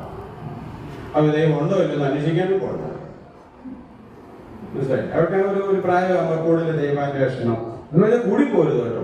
ഇവിടെ ഒരിടത്ത് എന്നൊരു ഹിന്ദു സഹോദരൻ എൻ്റെ സുഹൃത്താണ്. പുള്ളിയുടെ വീട്ടിൽ പുള്ളിക്ക് സ്കൂളുണ്ട്. സ്കൂളിൽ ചുടങ്ങല്ല, ഇവിടെ സ്കൂളുണ്ട്. അവിടെ ചെന്നപ്പോഴത്തേക്ക് ഭാര്യ അന്ന് കണ്ടിട്ട് വീട്ടിലൂടെ ചെന്നപ്പോഴത്തേക്ക് ഇതുപോലെ നിലവിളക്ക് വെച്ചിരിക്കുന്നു, ഒരു രൂപമൊക്കെ വെച്ചിരിക്കുന്നു, ഭസ്മമൊക്കെ വെച്ചിരിക്കുന്നു. ഞാൻ ചോദിച്ചു ഇതങ്ങനെയാ. മാസത്തിൽ 28 ദിവസം പുള്ളിക്കാരി ഇതിനകത്താണ് പ്രാർത്ഥനയും പരിപാടികളൊക്കെ. അങ്ങനെ വാനപ്രസ്ഥത്തിലേക്ക് പോകരുത്. ഞാൻ പ്രാർത്ഥന കൂടി പോകരുത്. ദൈവത്തെ അങ്ങനെ ഒരു മിസ്റ്റിസിസ്റ്റിക്കായിട്ട് ഒരു ദൈവത്തെ അടുത്ത് ഇങ്ങനെ ഒരു സ്വന്തം ആളെ പോലെ സ്ത്രീക്ക് കാണാൻ പറ്റും. നമ്മളെ കുറച്ചൊരു സയന്റിഫിക് മൈൻഡ്, നമ്മൾ കുറച്ചുകൂടെ മാറി ചിന്തിക്കും. ഇന്റിമസി എളുപ്പമാണ് സ്ത്രീക്ക്. എല്ലാ സങ്കടങ്ങളും ഉണ്ടെങ്കിലും ഒരു അമ്പലത്തിലോ ഇഷ്ടമുള്ള ആരാധനാലയത്തിലോ പോയി നമുക്ക് പറയാനും ഇരിക്കാനും സ്ത്രീക്ക്. പുരുഷൻ ജോലിയൊക്കെ അവിടെ തന്നെ വെക്കും. അതൊന്ന് ഓർത്താൽ മതി, അങ്ങനെ ചിന്തിച്ചാൽ മതി. ഭക്തി ഇല്ലാത്തതിന് ഭർത്താവിനെ കുറ്റം പറയരുത് കേട്ടോ. ആണുങ്ങൾ അങ്ങനെയാണ്, കുറെ കഴിയുമ്പോഴത്തേക്ക് ഭക്തിയൊക്കെ മാറും. വീട്ടിലെ എനർജി ലെവൽ കൂടണം. അപ്പൊ ഞാൻ അവസാനിപ്പിക്കുകയാണ്. ഏറ്റവും അവസാനമായിട്ട് പറയാനുള്ളത് നന്ദിയുടെ ഒരു മനോഭാവം പ്രകടിപ്പിക്കുക. നന്ദി, എല്ലാവരോടും നന്ദി, ഒരു ആദരവ് സൂക്ഷിക്കുക. ആറ്റിറ്റ്യൂഡ്, ഗ്രാറ്റിറ്റ്യൂഡ് എന്ന് പറയും. ആ നന്ദി എന്ന് പറയുമ്പോൾ എല്ലാം പ്രകൃതി മുഴുവൻ നമുക്ക് മുന്നേ കരുതി, നമുക്ക് വേണ്ടി കരുതി വെച്ചില്ലേ. ശരിയല്ലേ? ഞാൻ ജനിക്കുന്നതിന് മുന്നേ എനിക്ക് വേണ്ടി ആഹാരം കരുതി വെച്ച ഒരു പ്രകൃതി അല്ലേ? ഞാൻ ജനിക്കുന്നതിന് മുമ്പേ എനിക്ക് ആഹാരം കരുതി വെക്കും. നമ്മൾ കരുതി വെക്കുന്നതിന് മുന്നേ അമ്മയുടെ മുലപ്പാലായിട്ട്. അപ്പൊ എല്ലാത്തിനോടും ഒരു നന്ദി പറയുന്ന ആറ്റിറ്റ്യൂഡ്, താങ്ക് യു പറയുക. നമുക്ക് ഇല്ലാത്ത ഒരു കാര്യമാണ് നന്ദി പറച്ചിൽ. വെള്ളത്തില്ല. ഒരു ഓട്ടോറിക്ഷക്കാരന് 30 രൂപ കൊടുത്താൽ നമ്മൾ താങ്ക് യു എന്ന് പറയാൻ നമുക്ക് ഇപ്പോഴും മതി. പറ്റുവാണെങ്കിൽ ഉടക്കൂടെ ഉണ്ടാകും 5 രൂപയുടെ കഥ. എല്ലാവരും ഒരു ഹീറോ അല്ലേ? നമ്മൾ എയർപോർട്ടിലോട്ട് ചെന്ന് വാഷ്റൂമിൽ കയറിയിട്ട് ഇറങ്ങി വരുമ്പോൾ അത് തുടയ്ക്കാൻ വരുന്ന ഒരു മനുഷ്യനുണ്ടല്ലോ, അവന് മക്കളുടെ മുന്നിൽ ഒരു ഹീറോ അല്ലേ, അവനൊരു ഗുഡ് മോർണിംഗ് പറയണ്ടേ. പിള്ളേരെ എനിക്ക് ശീലിപ്പിക്കണം. അപ്പൊ ഈ നമ്മൾ ദാനധർമ്മം ചെയ്യാന്നൊക്കെ പറയുമ്പോഴത്തേക്ക് അപ്പോൾ പ്രത്യേകിച്ച് സാധാരണക്കാരായ മനുഷ്യർക്ക് മാന്യമായി ചെയ്യണം.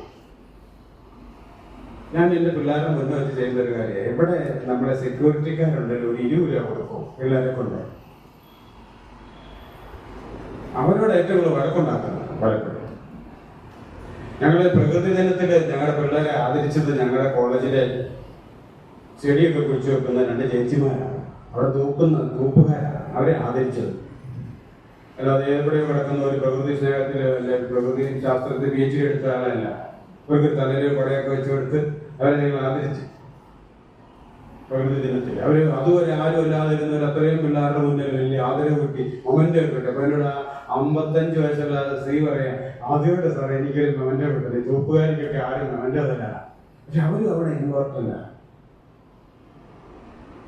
ശരിയല്ലേ? ഒരു നന്ദിയുടെ മനോഭാവം എല്ലാവരോടും കാണിക്കുമ്പോൾ നമ്മുടെ സമൂഹം എവിടെ നിന്നൊക്കെ ആരാന്ന് ചോദിക്കും, ഇവിടെ എവിടെ നിന്ന് നിങ്ങൾ വന്നത്, ആരായത്, എന്തായത്, ആ ഒരു നന്ദിയുടെ മനോഭാവം. അല്ല ആരും പഠിപ്പിക്കാൻ പോവല്ല. മാതാപിതാക്കളോട് കാറ്റിറ്റ്യൂഡ്. നിങ്ങളുടെ അമ്മായിമ്മ ഇവിടെ ഇരിക്കുന്നവരുടെ ആരുടെയെങ്കിലും അമ്മായിമ്മ നിങ്ങളെ ശല്യം ചെയ്യുകയോ വിഷമിപ്പിക്കുകയോ ഒക്കെ ചെയ്തിട്ടുണ്ടെങ്കിലും ഒറ്റ കാര്യത്തിൽ നിങ്ങളൊന്ന് ശ്രദ്ധിച്ചാൽ മതി. നിങ്ങൾക്ക് ഒരു കെട്ടിയവനെ തന്ന ഗർഭപാത്രത്തെ ഓർത്ത് നന്ദി പറയും. ഏതൊക്കെ പോകട്ടെ, അങ്ങനെ കണ്ടുപിടിക്കാൻ പറ്റില്ല നന്മകളെ. ഗ്രാറ്റിറ്റ്യൂഡ് എല്ലായിടത്തും.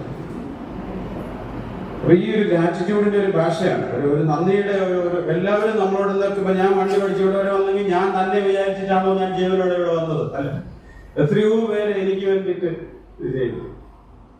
ഒരു പ്രസംഗത്തില് പിന്നെ ഒരാൾ ചോദിച്ചു, എനിക്ക് ഭയങ്കരമായ ദേഷ്യം വരുന്നു, ഞാൻ പിരിമുറുക്കം വരുന്നു, എനിക്ക് കൗമാരം ആകുമ്പോഴത്തേക്ക് എനിക്ക് ഭയങ്കര ദേഷ്യപ്പെടാനുള്ള ഇത്, ഞാൻ എന്ത് ചെയ്യണം? മറുപടി പറഞ്ഞത്, നിങ്ങൾ പുറകെ അനാവശ്യമായി ഓണടിച്ചുകൊണ്ട് ഒരാൾ വരുന്നു എന്നിരിക്കുക വണ്ടിയുടെ പുറകെ, നിങ്ങൾ ഓടിക്കുന്ന വണ്ടിയുടെ പുറകെ. നിങ്ങൾക്ക് 2 കാര്യം ചെയ്യാം. ഒന്ന്, അവരുമായി വഴക്ക് കൂടി അതിലും സ്പീഡിൽ പോവാം, ഇവരെ കയറ്റി വിടാതിരിക്കാൻ നോക്കാം. ആംബുലൻസ് ഒന്നും അല്ലാതെ നമ്മളെ തിരിച്ചറിയുക. 2 കാര്യം ചെയ്യാം. ഒന്ന്, അവരെ കയറ്റി വിടാതിരിക്കാം. 2, അവര് കയറ്റി വിടാൻ പോട്ടെന്ന് വെക്കാം. ഇതിലേതാണ് റിസ്ക് കുറവുള്ളത്? കയറ്റി വിടുന്നതല്ലേ നമ്മളിപ്പോൾ. ഇന്ന് പറഞ്ഞ പോലെ ജീവിതത്തിൽ മനുഷ്യർ ചിലരൊക്കെ ദേഷ്യപ്പെടും, വഴക്കുണ്ടാക്കും, അവരെ ഒരു സൈഡിൽ കൂടെ പോകാൻ അനുവദിക്കുക, അവരൊന്നും ഡിസ്റ്റേർവ് ചെയ്യണ്ട. നമ്മൾ നമ്മുടേതായ കാര്യം നോക്കുക. ഒരു കാര്യം കൂടെ പറഞ്ഞ് അവസാനിപ്പിക്കുക. അല്ലാതെ കണ്ണടച്ച് നിങ്ങളെ ഉപദ്രവിച്ചവരോടൊക്കെ ഉള്ള ഒരു ദേഷ്യം ഇപ്പോൾ കുറച്ചുവിടാം. അല്ലെ മഞ്ജു, കണ്ണടച്ചിരുന്ന് നിങ്ങൾ ഏറ്റവും അധികം നിങ്ങളെ മാനസികമായി ഉപദ്രവിച്ച ഒരാളെ നിങ്ങളുടെ മുന്നേ കൊണ്ടു നിർത്തണം. അവരെ അത് കാണണം, നല്ലതായിട്ടൊന്ന് കാണണം, മുന്നേ കൊണ്ട് നിർത്തിയിട്ട്. ആരും ആയിക്കോട്ടെ, പറയണ്ട കേട്ടോ ആരോട് ആരാണ്. മുന്നേ നിർത്തിയിട്ട് അവരെ മൊത്തത്തിലൊന്ന് നോക്കിയിട്ട് ഒറ്റ നിമിഷം കൊണ്ട് അവരെ ബർമുട ഇട്ടതായിട്ട് കാണുക. ഒരു തലയിൽ ഒരു തൊപ്പിയും വെച്ചേക്കുക, ബർമുടയുടെ വള്ളി നിലത്ത് മുട്ടിയിരിക്കുക. ഇപ്പൊ മഞ്ജുവൊക്കെ പലരും ബർമുട ഇടിച്ചാൽ നടത്തിയിരിക്കുന്നു. കണ്ണുറക്കുക. ഇത് ചെയ്താൽ മതി അവരെ കാണുമ്പോൾ. പറയണ്ട. തന്നെ ഒരു പ്രിൻസിപ്പലിനെ ഞാൻ 2 വർഷം ബർമുട ഇടിച്ച് നടത്തിയത്. പുള്ളി എന്നെ കാണുമ്പോൾ ചിരിച്ചുകൊണ്ടായിരുന്നു. ഞാൻ കാണുന്ന പുള്ളി എതിർക്കണം, വല്ലാതെ നോക്കൊണ്ടിരിച്ച ഒരാളാണ്. അതുകൊണ്ട് തന്നെ ഇപ്പോഴും സ്നേഹമാണ്. പാവം വെച്ച് ഞാൻ പള്ളിയൊക്കെ തൂക്കി ഇട്ട് നടക്കുക. മനസ്സിന്റെ ചെറിയ ചെറിയ തന്ത്രങ്ങൾ മതി നമുക്ക് നമ്മുടെ മനസ്സിനെ സന്തോഷമാക്കാം. വെളുതെങ്കിൽ വഴക്കിന് പോയ എന്ത് നമ്മുടെ മുഖം ഇന്ന് ചെല്ലുമ്പോൾ പലരും ബർമുടയിൽ കണ്ടോണം. അപ്പൊ എനിക്ക് ഇങ്ങനെ ഒരു അവസ്ഥ ഉണ്ടാകുന്ന എല്ലാവർക്കും നന്ദി പറയുന്നു. പ്രത്യേകിച്ച് എന്നെ വിളിച്ച ടീച്ചർ, മഞ്ജു, ബാക്കി കൗൺസിലിംഗ് കോഴ്സുകളായിരുന്ന എല്ലാവരും ഒരിക്കൽ കൂടെ ഇവിടെ വരാൻ സാധിച്ചതിൽ ഒത്തിരി സന്തോഷമുണ്ട്. പിന്നെ നിങ്ങളെയൊക്കെ ചെയ്ത് കാണാനും ഒക്കെ ഞാനൊന്ന് പഠിപ്പിക്കാൻ ശ്രമിച്ചില്ല. ചില ചിന്തകൾ നിങ്ങളെ മനസ്സിൽ ഏതെങ്കിലും ഒന്ന് ആപ്ലിക്കബിൾ ആക്കണം. 1-2 ദിവസം നിങ്ങളിത് ബോണ്ട് ചെയ്തുകൊണ്ടിരിക്കണം. അല്ലാതെ ഈ 2-3 നില ഇറങ്ങിക്കഴിയുമ്പോഴത്തേക്ക് ഞാൻ ചെല്ലുമ്പോഴത്തേക്ക് ആ സാധനം അവിടെ ഉണ്ടാവുമോ എന്ന് ചിന്തിച്ചേ പോകരുത്. അത് ഗർഭിണ ഇടിച്ച് നേരത്തെ പക്വമാക്കിട്ടേ പോകാറുള്ളൂ. Okay, thank you very much.